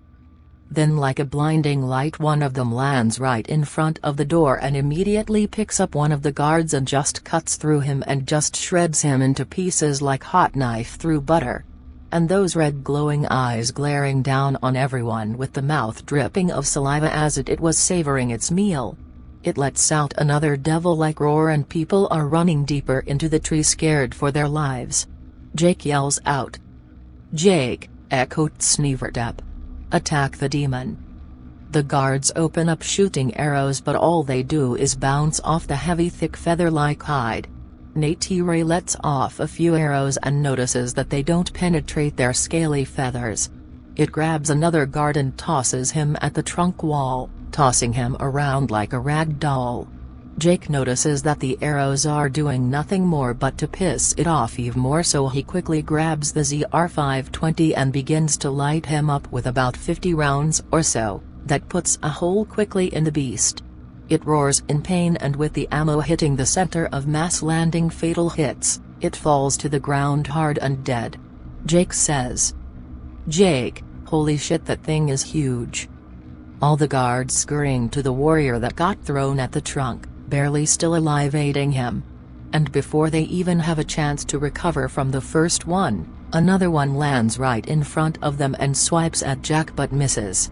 Jake wastes no time and immediately begins to unload the rounds from the ZR520 into it, but this one takes a few hits and flies away roaring like an evil banshee into the moonlit sky. As it was flying away, Jake kept shooting and landing some hits, but not enough. "Bring it down," he says. "Jake, shit, I'm out of ammo. But I injured it good, where did it fly off to?" As they slowly look around outside of the entrance, Conlu sees it in the sky hovering and says, "Conlu, Otsat Snevertep meets Nata. I see the demon in the sky." Neytiri, in a panic and without a clue on what to do against that thing, says, "Neytiri, what do we do now, Jake?" They can see it flying above, hovering there, licking its wounds, trying to recover from the hits of Jack's weapon. It notices movement down below and stops licking its wounds, looks down, eyes open wide as if it's going in for another attack. Only this time they no longer have any defense against it, since Jake used up the remaining ammo of the weapon and now it's about to get nasty for the Omaticaya. All of a sudden they can hear a low mechanical-like hiss, and as they are looking up at the sky they can see that the Plector turns around and lets out a roar to something it sees flying up ahead. Then, like a thunderstrike sound, streak of blue bright tracers completely obliterates the Plector out of the sky into pieces. With the sound of the blast, everyone jumped back in terror to the sound. Jake gives a confused look at Neytiri and they slowly walk outside to see what it was that blew up the Plector. Chapter 12. Blood is Bond.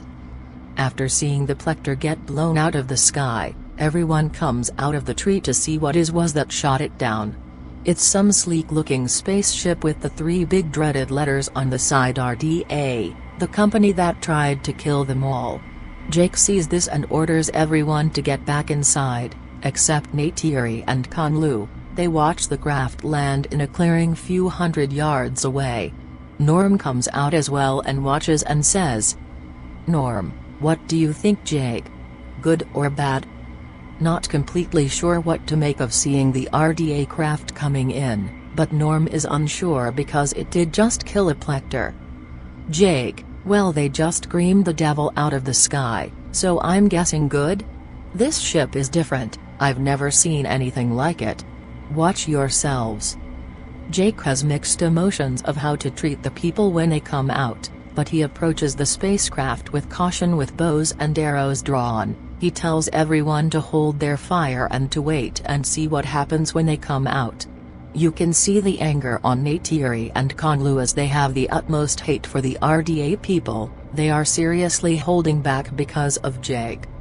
As the craft's door opens up and the platform comes down, out steps 3 people, which are hard to see because of the light behind them. So all you see is a silhouettes of 2 men and 1 female. And as they get closer, it becomes quite apparent who they are. Norm says, "Norm, oh my god, you guys actually came." Norm runs over to them and greets them all and turns around and yells back to Jake. "Norm, it's okay, Jake, it's the siblings of Grace and Trudy, it's okay." Seeing as these new sky people are not a threat to the Navi, Jake tells the people, "Jake, Feitatutsknjiakon, Fake Siltson. These sky people are not your enemy, they are your friends." What Jack says to the warriors and to the people brings them a huge sigh of relief. They looked very uneasy at the sight of more sky people machines, but seeing Jack and Neytiri calm and peaceful, everyone's mood changes for the good. Some still run back into the tree in fear of the newcomers. They were taking no chances on the sight of more sky people. Norm walks with them over to where Jack and Neytiri are and begins to introduce them all to them, but before Norm could start introducing them, Mary quickly goes to shake Jake's hand and says, "Mary, you must be Jake. Grace told me all about you and your passion for the Navi. You did a beautiful thing here for these people here on Pandora, Jake. It was heartwarming just hearing about it. Grace was really proud of you, she truly was." Jake shakes her hand and seems quite emotional since that is Grace's sister and says, "Jake, yes, your sister Grace taught me all about the Navi, and without her, none of this would have been possible. We owe her everything." Mary then begins to speak in the native Navi language to Neytiri about how Grace told her everything about her falling in love with Jake and how remarkable and passionate she was. Neytiri is quite impressed at the resemblance she has to Grace's passion for them and gives her a big hug. Trudy's 2 brothers are a little uneasy because this is the first time they have ever seen a Navi before and are quite uneasy. Charles is the more uncomfortable one. Jose on the other hand is quite a comedian and a big goofball. Norm walks up to them and is pleased to meet them and assures them it's okay and stands there with them. Jose says in a low voice, Pose A, dude, they look like stretched out Smurfs, man. Charles and Norm begin to laugh a little and Jake heard the comment as well. Jake walks up to them laughing at what Jose said and says, "Jake, don't be scared, I used to be human, and these people gave me another chance at a good life. And your sister, it was an honor fighting with her, she was a very courageous and caring young woman." Pose A, yeah, we always knew our little sister had a big heart. Once we heard what really happened down here on Pandora, we were so proud of her. But dude, I just gotta ask, man, is that your woman over there? She's a hottie, dude. What do you call her, dude, Smurfette? Jake begins to laugh pretty good and nods and says, "Jake, yeah, she's definitely my Smurfette, but she's way more feisty, that's for sure." Then out of nowhere, Jake hears a voice that he thought he would never hear again in his lifetime. He turns around in shock as he looks towards the ship, and he sees another female silhouette figure standing there. As she gets closer, it becomes apparent that it's his little sister Amy. As she gets closer, Jake's eyes begins to tear up and says with a broken voice, "Jake, Amy? What are you doing here?" Amy gets closer and it's now visible and she can tell that the face is of that of Jax, and she begins to cry and says, "Amy, when they told me that you had died, I hated myself for not talking to you, for joining the military. And then when I got the message from Norm, I just couldn't pass up the chance to see you again. Charles and Jose gave me that chance again, they gave us all the chance to come here." Still in a bit of shock that his sister had come to one of the most hostile environments known to mankind to see him. Thinking that coming here from where he thought she had it going good for her, he says to her in a confused manner, "Jake, you shouldn't have come here, Amy, it's very dangerous here for humans, and besides you had everything going well back at home with the house and your fiancé. You had everything going for you back home." Still upset and happy that her brother is alive and well, she listens and shakes her head in a disagreeing manner to what Jake says to her. She looks up at him with a smile with big tears rolling down her cheeks and says, "Amy, no Jake, I didn't have anything back home. I left my fiancé a while back, he just wasn't the right one. And with Tommy gone, our parents gone, then when they told me you were gone, I had never felt so alone in my life. I had nothing back there, Jake. You are all I have left." Amy then gives Jake a big hug and looks him up and down at his avatar body and says curiously, "Amy, so where is the real you? How does it work?" Jake smiles and shakes his head as he knows it's a big long story for that conversion to take place, and right now is not the time to do so. He looks over to where Neytiri is and points and nods his head and walks Amy over to them and says, "Jake, Neytiri, this is my little sister Amy." Neytiri regards Amy as one of her sisters, part of the Omaticaya people, being as she is the brother of their leader. Neytiri honorably smiles and says, "Neytiri, greetings Amy." Amy can't help at the beauty of the Neytiri with all the colorful feathers in her hair, and the way the freckles glow in the night. She says, "Amy, you must be the one that takes care of my clumsy brother. You are so beautiful, Neytiri, glad to meet you." Jake looks around and says, "Jake, sorry to break up the party, but we should get back into the tree, it's not safe out here." When the newcomers enter the tree, they sit there in amazement on how big the tree is. Let alone Earth having any trees left alive, seeing one this enormous is jaw-dropping for them. They just stand there in awe, looking around at everything, all the glowing ferns, moss, bugs flying around with their bright bioluminescent wings. It's as if they were in a dream with the amount of detail that they were seeing. Jose, being the comedian that he is, he openly says out loud, "Jose, and I thought everything was bigger in Texas, this place takes the cake, man." Meanwhile, Norm goes to the cooking fire to grab some of the fish to give to them, walks back and hands them each a leaf with a decently sized piece of fish meat and says, "Norm, you gotta try this stuff out, it's amazing." Jose wastes absolutely no time waiting for Norm to finish talking. He bites down on the fish and his eyes get real big with a huge smile and says with a full mouth, "Jose, tastes just like carne asada, dude. Oh man, this is good." Seeing as everyone seems to be somewhat in good spirits and not in a trembling fear, Jake walks over to them to ask them a few questions. He says, "Jake, how did you guys get here so fast? It took me nearly 6 years in cryo to get here. And that RDA ship, never seen anything like that before." Charles motions to Jack to wait 1 second. He has a mouthful of fish and needed to finish that off before speaking. Once able to speak, he says, "Charles, long story short, some science dude invented some breakthrough technology that allowed people to travel farther distances in a shorter amount of time. I'm not science buff, but it had to do something about skipping quadrants through time, or something like that, man, I don't know. And another thing is those cryoliners that you guys rode in on to get her. Go slow, dude, my grandma could fly a cruiser faster." Norm seemed pretty impressed that the three of them were able to get a ship with that technology so fast. Curious, he asks. "Norm, damn, with that new technology and by looking at your ship, that thing must have cost you guys a fortune." While still wolfing down some of the zesty fish meat, Jose laughs and shakes his head no, and says, "Jose, the price of that ship was that of the life of the top shareholder. I saved his ass one morning on one of my work shifts.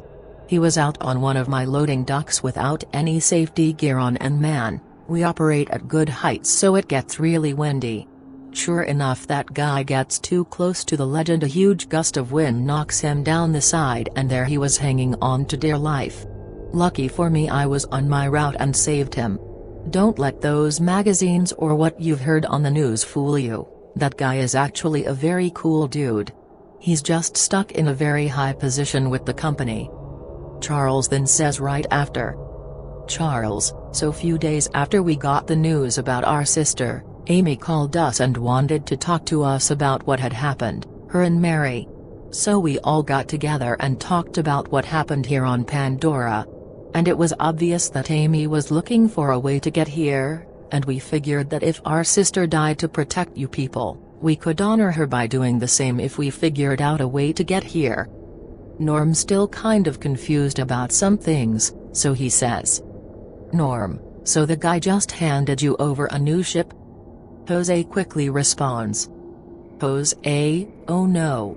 I went to the corporate office and asked to speak to him.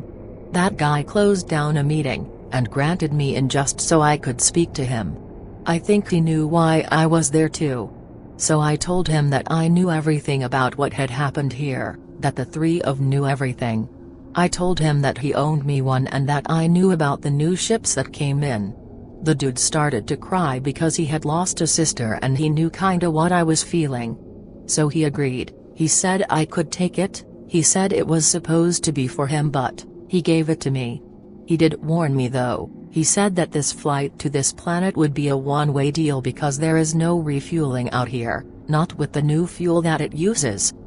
Norm and Jake were shocked to hear that the main RDA guy actually has a heart and not some robot.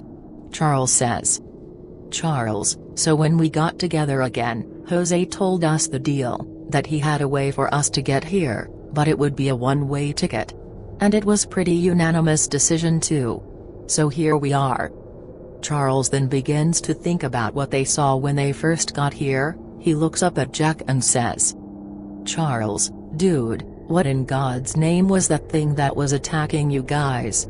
We had a split decision to make, either kill it or be sorry later, begging for mercy. But right as we got closer we saw one dead on the ground, so I thought to myself, big bad, dark, red eyes, evil attacking good smurfs? Kill it. Plus we were already on fumes and needed to land. Thank God those ships track heat signatures so well. That's how we found you guys. The trees heat from all you guys in here lit up from hundreds of miles out." As Norm hands them some cup-like leaves for some water to drink, he says, "Norm, that's why I sent those messages. Those damn things have been nothing but a nightmare for a few days now. They are very tough to kill even with the weapon we had, but we managed to kill a few of them, but we're out ammo now. Jake wondering if they have any weapons on board their ship, he asks curiously. Jake, what about your spaceship, any weapons on that thing that we could use against those things? Charles shaking his head now in a slight disgust for not having anything useful, he says. Charles, no, we didn't even realize anything like this was going on. It takes about 2 days just to even receive a signal from all the way out here. We had already left by the time we got the message. Otherwise I would have brought some weapons. The Omaticai mingle with the new visitors as Mary talks to everyone in their native language. Charles and Jose sit there wolfing down the zesty fish along with Norm. Jake walks over to Amy, who is sitting and checking out the inner workings of the tree. He holds out his hand and says, Jake, come on sis, need to introduce you to one of the main people who helped me become who I am today. They head down towards the entrance of the building where Moat and Conlu are watching the front. Jake says to them, Jake, Moat, Conlu, this is my sister Amy. Moat, who is very familiar with the Sky people's traditions of shaking hands as a sign of hello, she holds out her hand and shakes Amy's hand and says, Moat, welcome Amy, sister of Jack Sully. For some strange reason Conlu is caught staring at Mary, who is talking with all the people. It's as if he is looking at the most beautiful thing that has ever seen. A King Kong looking at the blonde type of attraction. Jake, who notices him staring, taps him on the shoulder and says, Jake, Conlu, this is my sister Amy. Being caught red-handed like a kid with his hand in the cookie jar, he blushes knowing they caught him staring at Mary. He says quickly, Conlu, nice to meet you, Amy, sister of Jack Sully. Sorry, I was watching guard. Being quite obvious to what he was looking at, the three simply laugh a little at Conlu, who is in a very deep blush by now and very embarrassed. And not liking the embarrassment, especially in front of Toryukmito, he says with a shameful look. Conlu, I go check outside of tree now. Moat, who is very intrigued by the humans who came, says to Amy. Moat, you have come very far, Amy Sully, to see your brother. Knowing the feeling of thinking he lost Jake is a quick reminder to Amy of the importance of family. She waves with a warm smile while looking at Jake. Amy, I had to come see him, he is all that I have left in this world. People begin to start heading up into the tree to go to sleep. Norm shows Charles and Jose a spot where they can sleep for the night and hands them each a moss blanket to sleep on. Mary, who already seems to be well taken care of by the people, is already sound asleep on her moss blanket. Jake and Amy stand there looking at everything around them, and Moat says to them, Moat, I go to sleep now. Both nodding at her and watch her walk up the spiral. Jake walks Amy over to where the bright luminescent plant lights are and they sit down on the sides. Neytiri, who is helping Mary and some of the other people go to sleep, walks down the spiral stair and sits next to Jack and puts her arm around his arm. Jake looks over at Neytiri and smiles and touches her arm as a sign of hello. Amy sits and looks around at everything and is in just a shock to how beautiful everything is, and looks over at Jack and says out of curiosity, Amy, so how did you manage to keep your conscious in this body? Not knowing the full details of how he actually passed through the Eye of Iwa and into his avatar, he says, Jake, they have their goddess named Iwa, it's basically the living planet heart and soul. They had to literally kill me in a sense. They gave me some of their poison so that my heart would stop and basically die. And where I was lying down while my heart slowly stopped beating, the roots, like little tentacles, covered my entire body, and I guess when I finally lost conscious I passed through the roots and Iwa guided my soul to this body. In a shock to how it happened, especially him allowing them to poison him, she says. Amy, did it hurt you at all? Any pain in all of that? Jake kinda giggles and says, smiling, Jake, it was the most peaceful time of my life. Everything was so calm when it was happening. I remember closing my eyes in my old human body, and when I woke up, it was like being born all over again. Normally when I would use the machine to control this body, it would feel like a dream that I was in control of. But when I woke up in this body for the first time without anything helping, it was a refreshing feeling, to see and feel the world as the real me. Although she can't help but think that what if he wouldn't have made it through, he would have been gone forever, she says. Amy, you could have died, Jake. What if you hadn't made it though to this body? Smiling again and looking at Neytiri, who is holding his arm, and he says, looking deep into her eyes, Jake, it was a chance that I was willing to take for someone. Laughing and shaking her head at what Jake said, and notices him looking at Neytiri, Amy says, Amy, you were always the brave one, no doubt about that. So, how did you two meet anyways? Jake begins to laugh a little on the question, and he looks at Neytiri and says, Jake, you know, I was just out walking along in the forest and she came along and hit me over the head with her bow because I stepped on some grass that was sacred. She was mean, all beating me up non-stop. Neytiri, in a shock to what he said, mouth open as to she couldn't believe what he was saying. Also still not completely good on judging when humans are joking about something or not. Neytiri, with a little fight in her eyes, whacks him over the head with her hand and says, Neytiri, not true. Amy begins to laugh hysterically of what Jake said, and then seeing Neytiri's reaction to it. Jake, on the other hand, like a puppy with his ears folding back in fear of Neytiri, he laughs and says, Jake, see, she's hitting me again. Always beating me up, this woman. Still laughing at the two, Amy hits Jake on the head too and begins to laugh even more. She says to Neytiri while laughing, Amy, it's okay to beat up on Jake, I used to do it all the time when we were kids. I give you permission to beat him up when he acts dumb, it's a sister's duty. Neytiri, realizing it was a joke, and begins to laugh at what Amy said. She completely understands the concept of the joke and hits Jake again on the head for good measure. Now Amy and Neytiri are both laughing at Jake. He just sits there and takes a beating from his sister, and his mate Neytiri, and there is nothing he can do about it but sit there like a beat-up puppy. Once they finally stopped laughing and hitting Jake on the head, Amy begins to yawn as she's pretty exhausted. Neytiri offers to show her where she could sleep for the night. Jake gets up and nods at the two as they walk up the spiral staircase, and then he walks towards the front to stand guard. There is about 10 total warriors on watch at all times. They don't want any of those things anywhere near the tree without them knowing. He assigns watches to the guards so some could get some rest. Chapter 13. Grace and Trudy Tree. Thankfully the night went unscathed and people actually got some rest for a change. The next morning the people are up bright and early, moving about diligently, working to prepare for the upcoming battle. Jake and Conlu walk around and make sure everyone is accounted for, and also check up to see how everything is going with the things they need for the plan to succeed. Once awake, Neytiri has something to show Mary and the two brothers. She is going to show them where they buried Grace and Trudy and where Iwa had displayed their soul and energy have gone to. So she gathers them all up and says, Neytiri, I have something very special to show you. We have honored your sister Grace, and your sister Trudy. Walking through the rainforest is an eye-opening experience for them, such beauty and the livelihood, filled with bright colors and stunning display of dancing birds in harmony.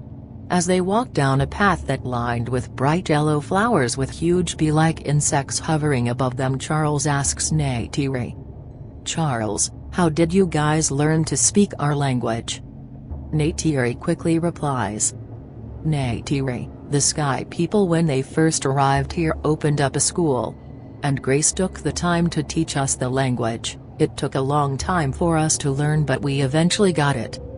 Mary can't seem to get enough of the scenery, she just keeps standing there looking around at everything. She then closes her eyes just so she can hear the sounds of the lively forest in its natural form.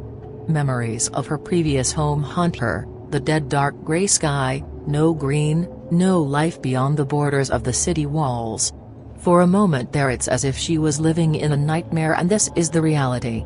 Opening her eyes again and seeing the beauty of it all, she never wants to return. It's no wonder why Grace loved it so much. She are free from all the evil and death that they call Earth.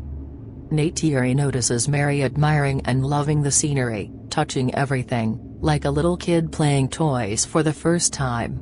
She slowly walks up to her so she could move along with the rest and says while waving one gently, "Neytiri, Zo. Come." She then realizes that she was mesmerized by the scenery, gives a big smile and says, "Mary, I used to teach people back home what it looks like here, there are even pictures of this place. And for the first time I can't believe how wrong I was, and everything about here. There are no words that can describe this place, to be honest. It's like we are in a heaven and back home the earth was hell. Now I really understand why Grace fell in love with this place, it is truly amazing beyond belief." They have to walk through some pretty thick vegetation and things in front of them become slight hard to see.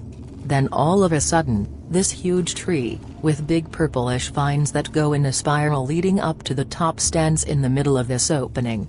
As they stop to see the tree, they are amazed on the beauty, the sheer elegance of this tree. The colors even during the day are very noticeable, the vibrance, the way the leaves dances around off of it, it's like the tree is singing to them with musical notes of beauty and love. Nothing in either of their lives have they seen or come across anything more beautiful. Mary and the two brothers give each other a big group hug in remembrance of their loved ones. They all say their thanks for Neytiri for showing them this, and that it hold a special place in their hearts forever. Neytiri says, "Neytiri, Iwa has given us a display of their love in a very special beautiful tree. We call it the Atralak, which means tree of remembrance. Here is where we laid them to rest and here is where we will always remember them." They all pay their respects to their loved ones and quickly make their way back to the village, which is only about a 5-minute walk. They don't want to be out there without any real protection. Back at the camp, Jake and Amy talk over about the past and things about their brother and how things became to be. She reassures Jake that she's glad she came here to see him, how much has helped and how much of an influence his strong will has made a mark on people. She says to Jack passionately, "Amy, Jake, what you did here for these people is truly amazing. I just had to come see you for myself. And I'm happy for you. God has a mysterious way of doing things to good people. I always knew you were a good person and that you would always do the right thing. I just knew it."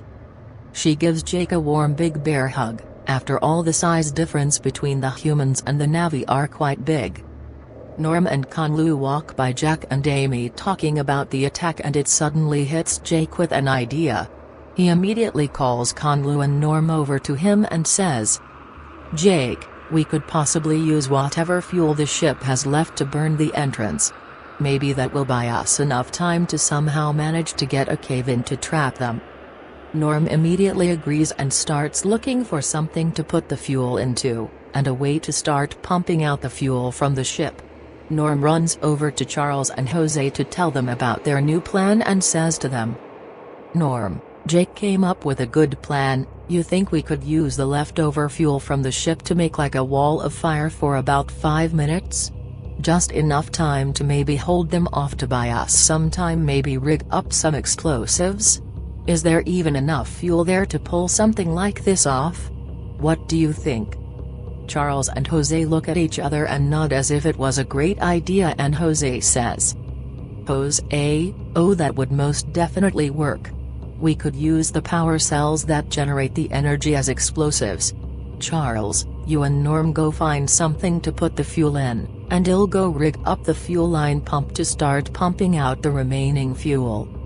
Charles and Norm head back to where they kept the flour vials and Jose heads back to the ship to set up the fuel line to start pumping out the fuel. Norm carefully stacks the about 5 vials, then hands the stack to Charles, then picks up the remaining 5 and they slowly head off towards the ship. Luckily for them, Jack comes riding up on his dire horse to give them a haul over to the ship. Otherwise it would have been a good 10 minutes walk with those vials. Once they arrived at the ship, Jose has a fuel line from the inside ready to go, and he's gotten the power cells out and ready to be moved. They carefully fill up each vial to about half, then the flower-like top snaps down, actually securing it pretty tightly.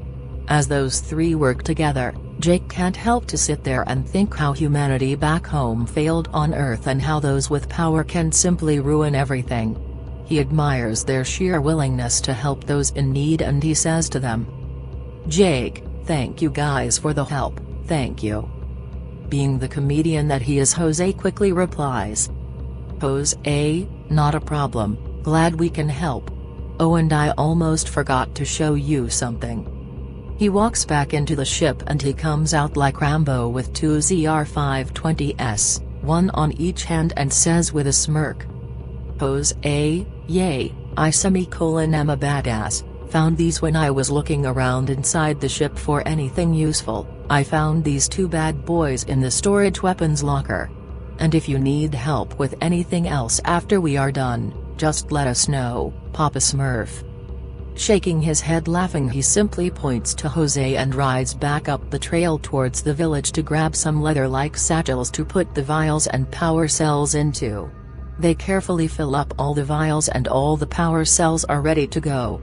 When Jake returns, they carefully load up vials in a nice tight ring inside the satchel so they don't move around during flight, and they stack the power cells in the other satchel very tightly. Jake helps them onto the dire horse, and with his own wit he says, "Jake, okay gremlins, you guys ready? Here we go." They all laugh as they head back up the trail back to the village. The sight of Jake with three tiny humans is quite a funny sight to the Omaticaya. Some giggle and most of the children laugh at the sight. Jake leads them to where Torux is sitting down calmly watching over everything and gets off. Norm gets off the dire horse as he's comfortable around Toryuk. But the two brothers sit and stare at this giant beast in awe on the size, and the amount of teeth and claws it has. Jose with a scared look on his face points at Toryuk and says, "Jose, Jake my man, what about that thing dude?" Knowing that Jose always has a sense of humor about everything, Jake has his own sense of humor for him. He walks up to Toryuk and applies the bond and gets on him, and from within his mind he tells him to act fierce and roar with his wings fully extended. So Toryuk gets up, looks at Jose and roars with his wings fully extended. Charles and Jose are stunned, so scared they can't even move. It's as if the devil has frozen them in time. Norm begins to laugh non-stop just looking at the two. Jake hops off of Toryuk and calms, pats his neck and up to his head and looks over at the two and laughs and says, "Jake, it's okay, this is Toryuk, my bonded buddy. Don't worry, he knows you guys are my friends and he won't attack anyone. If you guys could help me strap on those satchels, it would be nice." Still in shock seeing enormous dragon roaring at them with a billion sharp teeth, they get off the dire horse slowly. They both grab a satchel and carry it to where Jake is and can't help stare at the awesome beast. To ensure them even more, Jake, while still with the bond attached, tells the two brothers to come to the front to see Toryuk. He closes his eyes and tells him that these two are friends of theirs. They slowly walk up to where Jake is and they sit there and pat Toryuk on the side of the neck. Jake says to them, "Jake, has the baddest cat in the sky, like my guard dog." Jose crawls under the neck to get the strap on the bottom of the other side of Toryuk to help strap the satchels. As he's crawling back he says to Jack jokingly, "Jose, I'd tear this cat a new one man." They all begin to laugh and work together, strapping everything down nice and tightly. And also making sure nothing hinders Toryuk's ability to fly. As they finish up they see some commotion come from the front and they all run to see what it is. It's some survivors from a faraway village that got their home destroyed by the plectors. The Omaticaya help them and bring them water and sit them down to rest. Neytiri walks up to Jake after helping few of the survivors sit down with some water and says, Neytiri, they have attacked the Ikran people of the Eastern Sea, Jake. I fear they will come here next. Not in any fear whatsoever, Jake says to Neytiri with confidence. Jake, if they come, we will be ready for them. I got all the warriors on alert and ready to attack. And Toryuk here too, if they come, we will fight. Every time Jack talks with fearlessness, Neytiri can't help but not to feel absolutely safe knowing they have Toryuk Mito on their side fighting for them. Neytiri nods at Jack and goes back to help the people that came in. He turns around and tells his 3 friends to go eat as he has to walk around and make sure everything is in working order. It's the Marine in Jake kicking in, the attention to detail. Nothing goes unaccounted for when being prepared for anything at any given time. Chapter 14. Day of Attack. With the new idea of using the last remaining fuel of the spacecraft and using the power cells as explosives, they are ready for their attack on the cave. According to Charles, the power cells can also be remotely detonated from a distance, which really works in favor for them. Since this mission has to be done as fast and as quiet as possible, all the clan leaders agree on sending only the most fit and fastest riders of the Ikran Banshees. They equip and ready everything the night before and prepare for the trip to the cave in Whisper Mountain. Charles and Jose got the green light to go as they volunteered to rig the roof of the cave entrance with the power cells to explode. Little do they know that Amy has first-hand experience in pyrotechnics, that she learned from their father while growing up, and she plans to help in any way, shape or form. Sosha's going, and so is Mary. In her mind she never has had the chance to help one of her brothers out in times of need, and now she intends to do so. Only thing is, Jake doesn't know she's coming along.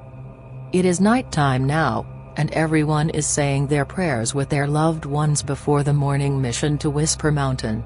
Mary and the 2 brothers ask Conlu if they could take them to the tree at night so they could say a prayer to their loved ones one last time before their suicidal mission, and Conlu gladly takes them with honor. Walking through forest at night is an eye-opening, jaw-dropping experience for them. With every step that they take, the ground lights up as if it knows they are there. Every leaf, branch or fern has some type of glow, as if it has an actual conscious of life. The glowing bugs flying around with its green glowing vibrance, the crystal clear water from the river giving off some glow from the vegetation on the floor. It's as if they were walking through the Garden of Eden for the first time. They walk through in a quiet awe of an experience and will be something that they will never forget. Seeing the tree during the day was one thing, but come night time and the tree lights up like a Christmas tree. Mary and the 2 brothers sit there in awe that something could be so beautiful. It's as if their love for this planet is being displayed by the astonishing vibrant colors it gives off. Conlu says. Conlu, Grace and Trudy's energy of life was so pure, that Iwa decided to put their love into a display of beautiful colors at this tree. It is a very special tree, and this is a very special place. They will be remembered forever by the Navi people. They head back to camp to try to get some rest before they get up to do what they have to do. The good news is that they got 2 more ZR-520s from the spacecraft with about 500 more rounds, so that should buy them extra time to hold them off. The night goes on without a hiccup and it is time for people to get the ball rolling. The people move with a purpose, everyone's doing their part to ensure things go as planned. They are going to fly up there in pairs, with a couple extra Ikrans with the equipment. Charles and Norm are going to ride with Conlu, Jose is going to ride with Jake and Neytiri on Toryuk. As you see Jose about to get on Toryuk, he says. Jose, oh yeah, I get to ride on Puff the Magic Dragon. That kind of humor brings laughs and some smiles to Jack and Norm while they prepare to take off to their almost suicidal mission. As those take off you can see Amy and Mary getting on other Ikrans with other of the warriors without them noticing. Especially since Jake will be in the lead with Toryuk, he'll never notice them in the back. So off they go into the early morning wind. They take absolutely no chances for this plan to fail, Jake guides them once again through the very dangerous route that he previously took while following Neytiri. It's a little tougher this time since the Ikrans are slightly heavier. For the humans, it's one ride they will never forget, having to go through so many obstacles with such precision and speed. Charles, Norm and Amy are holding on for dear life as they are scared as hell. Jose on the other hand is absolutely loving the ride, pure adrenaline junkie to the bone. Neytiri notices that Jose is absolutely loving the ride, and as she shakes her head smiling she says, "Neytiri, tstuito. Brave little beetle." Miraculously they all made through the route of hell without being detected, or anyone dying. Everything has gone smoothly so far and they landed where they intended to with safety.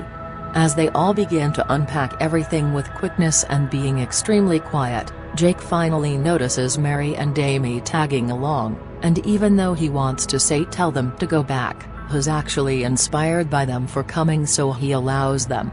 Jake applies the bond to Toryuk and tells him to stay there, and that where they are going it's very dangerous. Before they leave, about 20 of all the clan's most fierce warriors followed them up there and have volunteered to fly up to the cave when they light the fire. They all are wielding giant spears with very sharp tips that might be able to piece their skin, or at the least do some damage to them. Their role is to fly up there when the signal is given, and that signal is when they see the flame lit. Basically they are air support for them. Jake admires their courage and repeats to come when they see the fire. They all know the drill and Jake motions once again to move out. They need to hurry up because there is a storm heading their way and it could get pretty dark at that height, and that could really spell disaster. They quietly make their way through the forest and rocks, without a peep. So they finally reach the cave entrance and it looks like a damn graveyard, body parts everywhere, bones all over the ground. It's like everything that hell would have, only rotting and foul to the bone. They can hear the creatures breathing, so they need to be super quiet or it's chow time for them. So Jake splits them up. He sends Charles and Jose along with Amy and 2 warriors to go around the back side of the cave to get to the top to start triggering the explosives. Conlu and Jake will begin to lay down the flammable sap one side, while 2 other warriors lay down sap on the other side of the cave. Neytiri and Mary both stay back the furthest, and Neytiri has the detonation remote to set off the explosion. Everything seems to be going smoothly and they are executing everything according to their plan. Like a daisy chain of workers, Jose has the farthest power cell and he carefully rigs his, then gives a thumbs up to Amy. She then rigs her power cell and gives a thumbs up to Charles. Charles grabs the line and quickly rigs up 2 power cells, with the last being the detonator. He pops the green switch and all 5 green lights activate on all the power cells. They are full activated and are ready to be detonated by remote. Charles looks over the ridge a little and gives Neytiri a thumbs up that the power cells are ready to go. They quickly and quietly smear the sap all along the floor of the entrance of the cave. The good is that it's very dark with boulders in the way, so they have some cover. The bad is the cover also makes it hard to see if one approaches in time to run like hell. And right as one of the warriors is about to finish smearing the last of the flammable sap, he gets picked up by one of the plectors and gets torn to pieces. Soon as Jack sees that, he yells out, "Jake, light it, light it." They quickly light the sap fire and a huge wall of flame engulfs the entire entrance of the cave. All of the plectors are all wide awake and roaring like mad inside the cave. And for the first time they can somewhat see the leader making his way to the cave entrance. Jake yells out, "Jake, shoot the big one." They begin to shoot the cave entrance wildly, hoping to hit something with the guns and arrows. The leader moves against the wall and goes without being hit with anything. Before they can detonate the explosives they have to be out of range of the blast or they will all die. So Jake yells out to everyone, "Jake, get back away from the entrance, we need to blow it. Run." At this point in time you can hear the leader's roar and he flies through the wall of fire and catches on fire. Flying through the air on fire, he lands tumbling onto the ground, putting himself out of the flames. He slowly gets up, smoke coming off of him, and still very and extremely angry with his eyes lit up so bright. He looks towards the closest warriors and begins to charge them. He easily picks one up, and starts tossing and shredding them apart like nothing. Everyone at this point is shooting him with everything, but this one's a lot stronger and the skin is a lot thicker, so even the guns don't do that much harm to him. Mary, who is sitting back near Neytiri, bravely gets closer to the leader, who is kicking the shit out of all the warriors and begins to throw rocks at his head. Being a former all-world softball player in the past allows her to accurately hit him in the head with some force behind the throws. Although not doing much damage, it's just pissing him off and immediately gets his attention. He turns around, biting a warrior's head clean off, looks at her with those bright red eyes and lets out a roar as if he sees an appetizer. At the same time, Kanlu, who is shooting him with arrows from the backside and doing no harm or damage, sees him looking at Mary and yells out to her, "Kanlu, run!" The look in his eyes is of pure desperation, knowing that he can't do anything about what's about to happen to Mary. Neytiri from a distance from above has a clear view of the entrance and everything inside it. She can see the female in the back lying there. Realizing that is why the leader would never leave the cave, she yells out, "Neytiri, tutik and sway and meetsits ultiko tani tuti. Someone needs to go in there and attack the female." Then, like a lightning bolt out of thin air, in comes flying in Toryuk and takes down the leader with a massive impact like tackle, saving Mary. Seeing Toryuk in action for the first foremost immediately brings up their morale to its fullest. These two beasts are in a huge tangle of sharp claws and unsnapping jaws. Toryuk gave enough window of opportunity for a brave warrior to go flying in to attack the female. Toryuk is overmatched by the leader but never backed down. He kicks off Toryuk and goes flying off back into the cave to try to stop the warrior from getting at his queen. Little do they know that the leader can understand her, and he immediately intervenes any incoming Ikrans and their hunters and kills them. The leader is like a swift bat in the sky, quick, agile and very strong. Like a linebacker covering the end zone and stuffing all incoming traffic, he is stopping everyone from entering the cave. It was a suicide mission for the warrior, who didn't even survive going through the wall of flame. Him and his Ikran end up on fire and come crashing down hard onto the female in a tumble.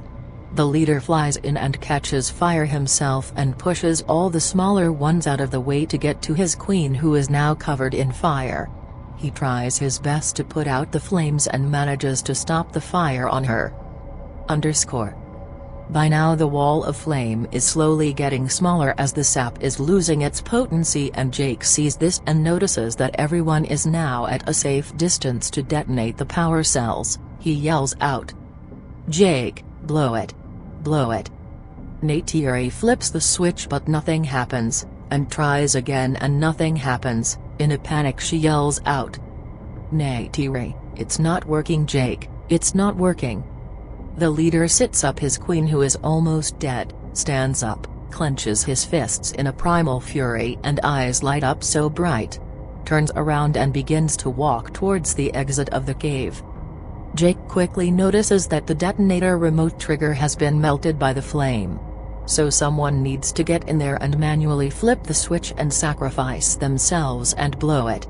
Amy, who was already on top of the mountain when she heard Neytiri yelling that it wasn't working, immediately turned around and began to sprint back. There was nobody else close enough that had the time to blow it before the leader caught on, human or Navi. It was either blow it now or the mission would have been a complete failure. Jake can see her running back towards the power cells and he knows what she's going to do. And he tries to run stop her, but Neytiri and Kanlu hold him back and he yells out, "Jake, no!" She reaches down and grabs the power cell, flips the lid and looks up Jake with a warm loving smile, closes her eyes and pushes the button. The explosion is like a mini nuclear case show-off, first a bright light, then the massive blow of power with a huge plume of dark smoke. The explosion itself instantly kills everything inside the cave, and everything around it. Underscore. What was once a cave, is now nothing but trouble of huge boulders and ash. The dust is like a cloud and covers everyone, and people run for safety before they get hit with some of the falling rocks from the huge explosion. Even Toryuk goes flying off as if he knew he had to get away. As the ashes begin to settle, and the rumble of the falling debris and rocks come to an end, it becomes visible to where the cave once was is nothing more than a pile of huge rock. Filled with sadness, Jake slowly falls to his knees and falls into a deep sorrowful stare at the ground. Everyone now begin to regroup and slowly make their way back to the Jake and Neytiri. Not really knowing what to say to Jake, she puts her hand on his shoulder and says softly, "Neytiri, she loved you very much, Jake." She had sacrificed herself for her brother, to show him how much he meant to her, in her heart. And as quickly and for how briefly he got to see his sister again, he lost her in an instant all over again, only this time for all eternity. Sometimes bad things happen when you least expect them to, and don't turn out the way you want them to, but sometimes, good things do happen, and happen out of love and for the good. In this case, when Naomi thought she had lost her brother, she thought that her brother thought that she didn't love him because she refused to talk to him when he left for the Marines. Given the second chance to prove that he did mean something to her, she made the ultimate sacrifice, she gave her life, to save his. She made absolutely sure that Jack had a chance at a good life with his newfound love, Neytiri and the people of the Navi. So she sacrificed herself because she loved Jake. Seeing Jack in deep sorrow and in tears saddens Neytiri and Kanlu very deeply. Everyone comes to him, and lay their hands on him and thank his sister for letting them live. They slowly sing a soft song for his sister for paying the ultimate price, her life. He understands now that she did love him, and he knows he would have done the same thing for her. Slowly getting up and slowly looking up, he says, "Jake, let's go home." Chapter 15. Pandora Victor. As the Whisper Mountain mission survivors arrive back at the tree, the gathering of a huge force was at hand. While gone to the mountain, they had voted in case they were to fail, they were going to march there in force. Seeing as it was a success and watching the riders come flying in, and especially with Jake on Toryuk and the warrior goddess herself Neytiri riding with him, they let out a historic battle roar of victory.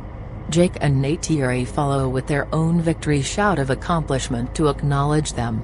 Once again the clans had come together to fight another evil with Jake leading the way. Jake, among other things, has not just become the leader of the Omadakaya, many of the other clans now see him as a supreme ruler of the Navi.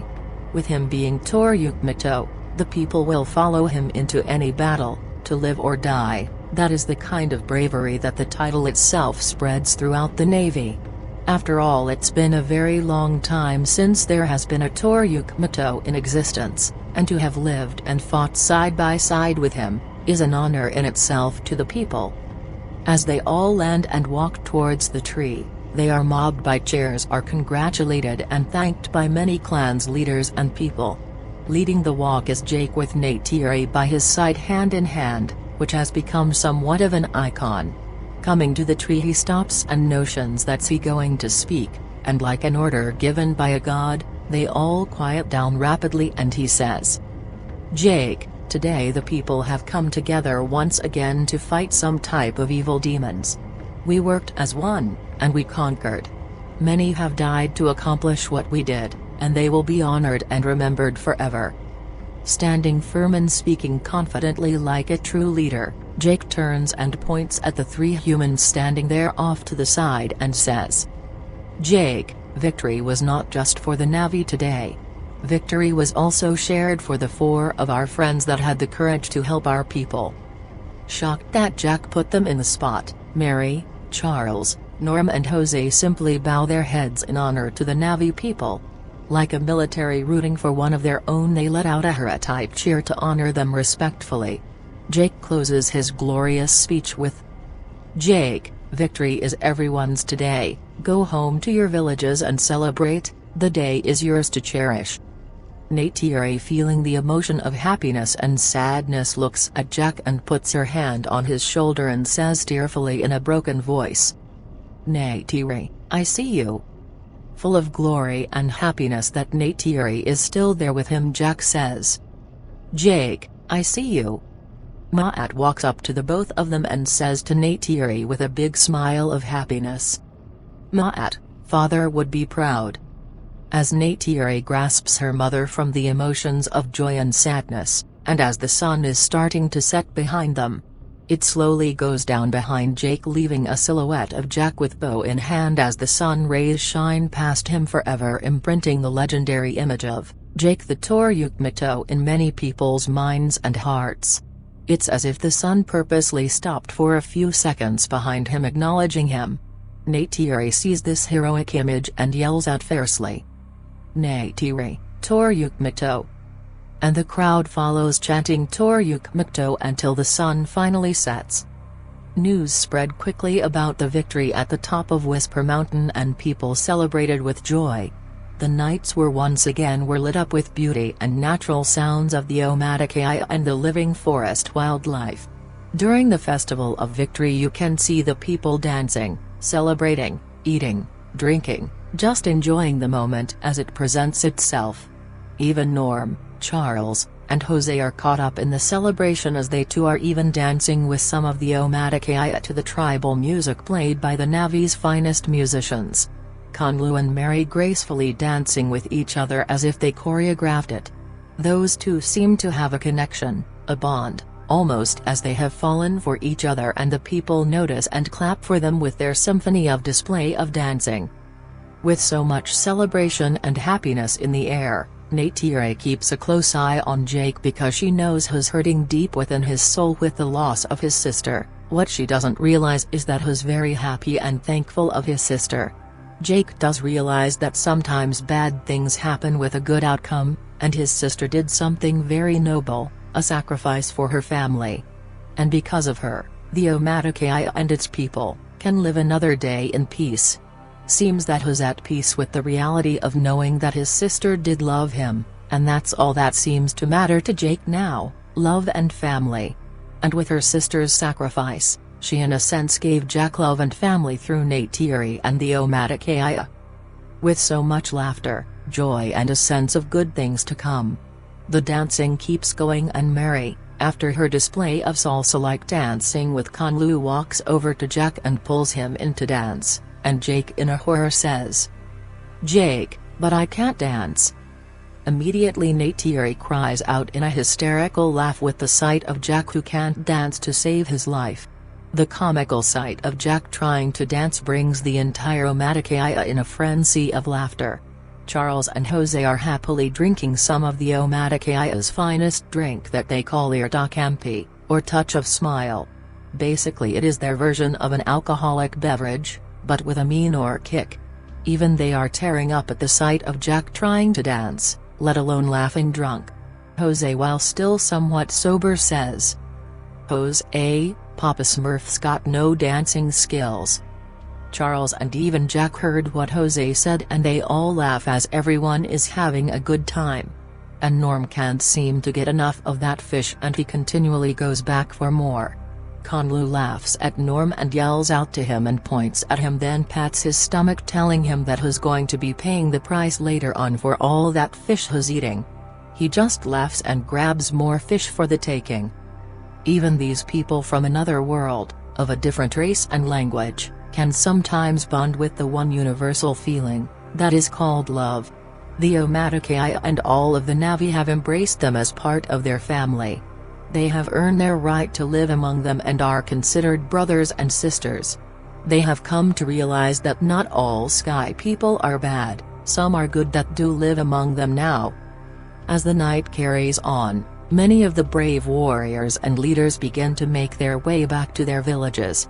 They all stop and thank Jake and Neytiri, who are standing hand in hand in the front, saying goodbye to them all.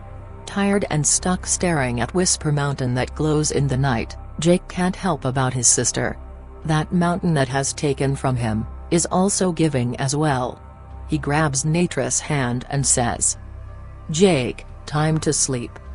They make their way up the spiral staircase to go to sleep, and for the first time Jake lays back and smiles at Neytiri. She lays down on his chest and he closes his eyes with no fear and falls asleep. For the first time he is able to sleep in peace, with no nightmares, no fear of not waking up. He is finally what he was born to be, Toryukmito. The next morning comes around, and Jake, being an early bird, is already on the way back from hunting for some breakfast. As he's walking back up the trail towards the cooking fire, he notices Neytiri standing there glowing like an angel sent from God himself with a smile that can even light up the day, and Ma'at behind her with a smile as well. He approaches them in a smiling curiously manner. "Jake, what is it?"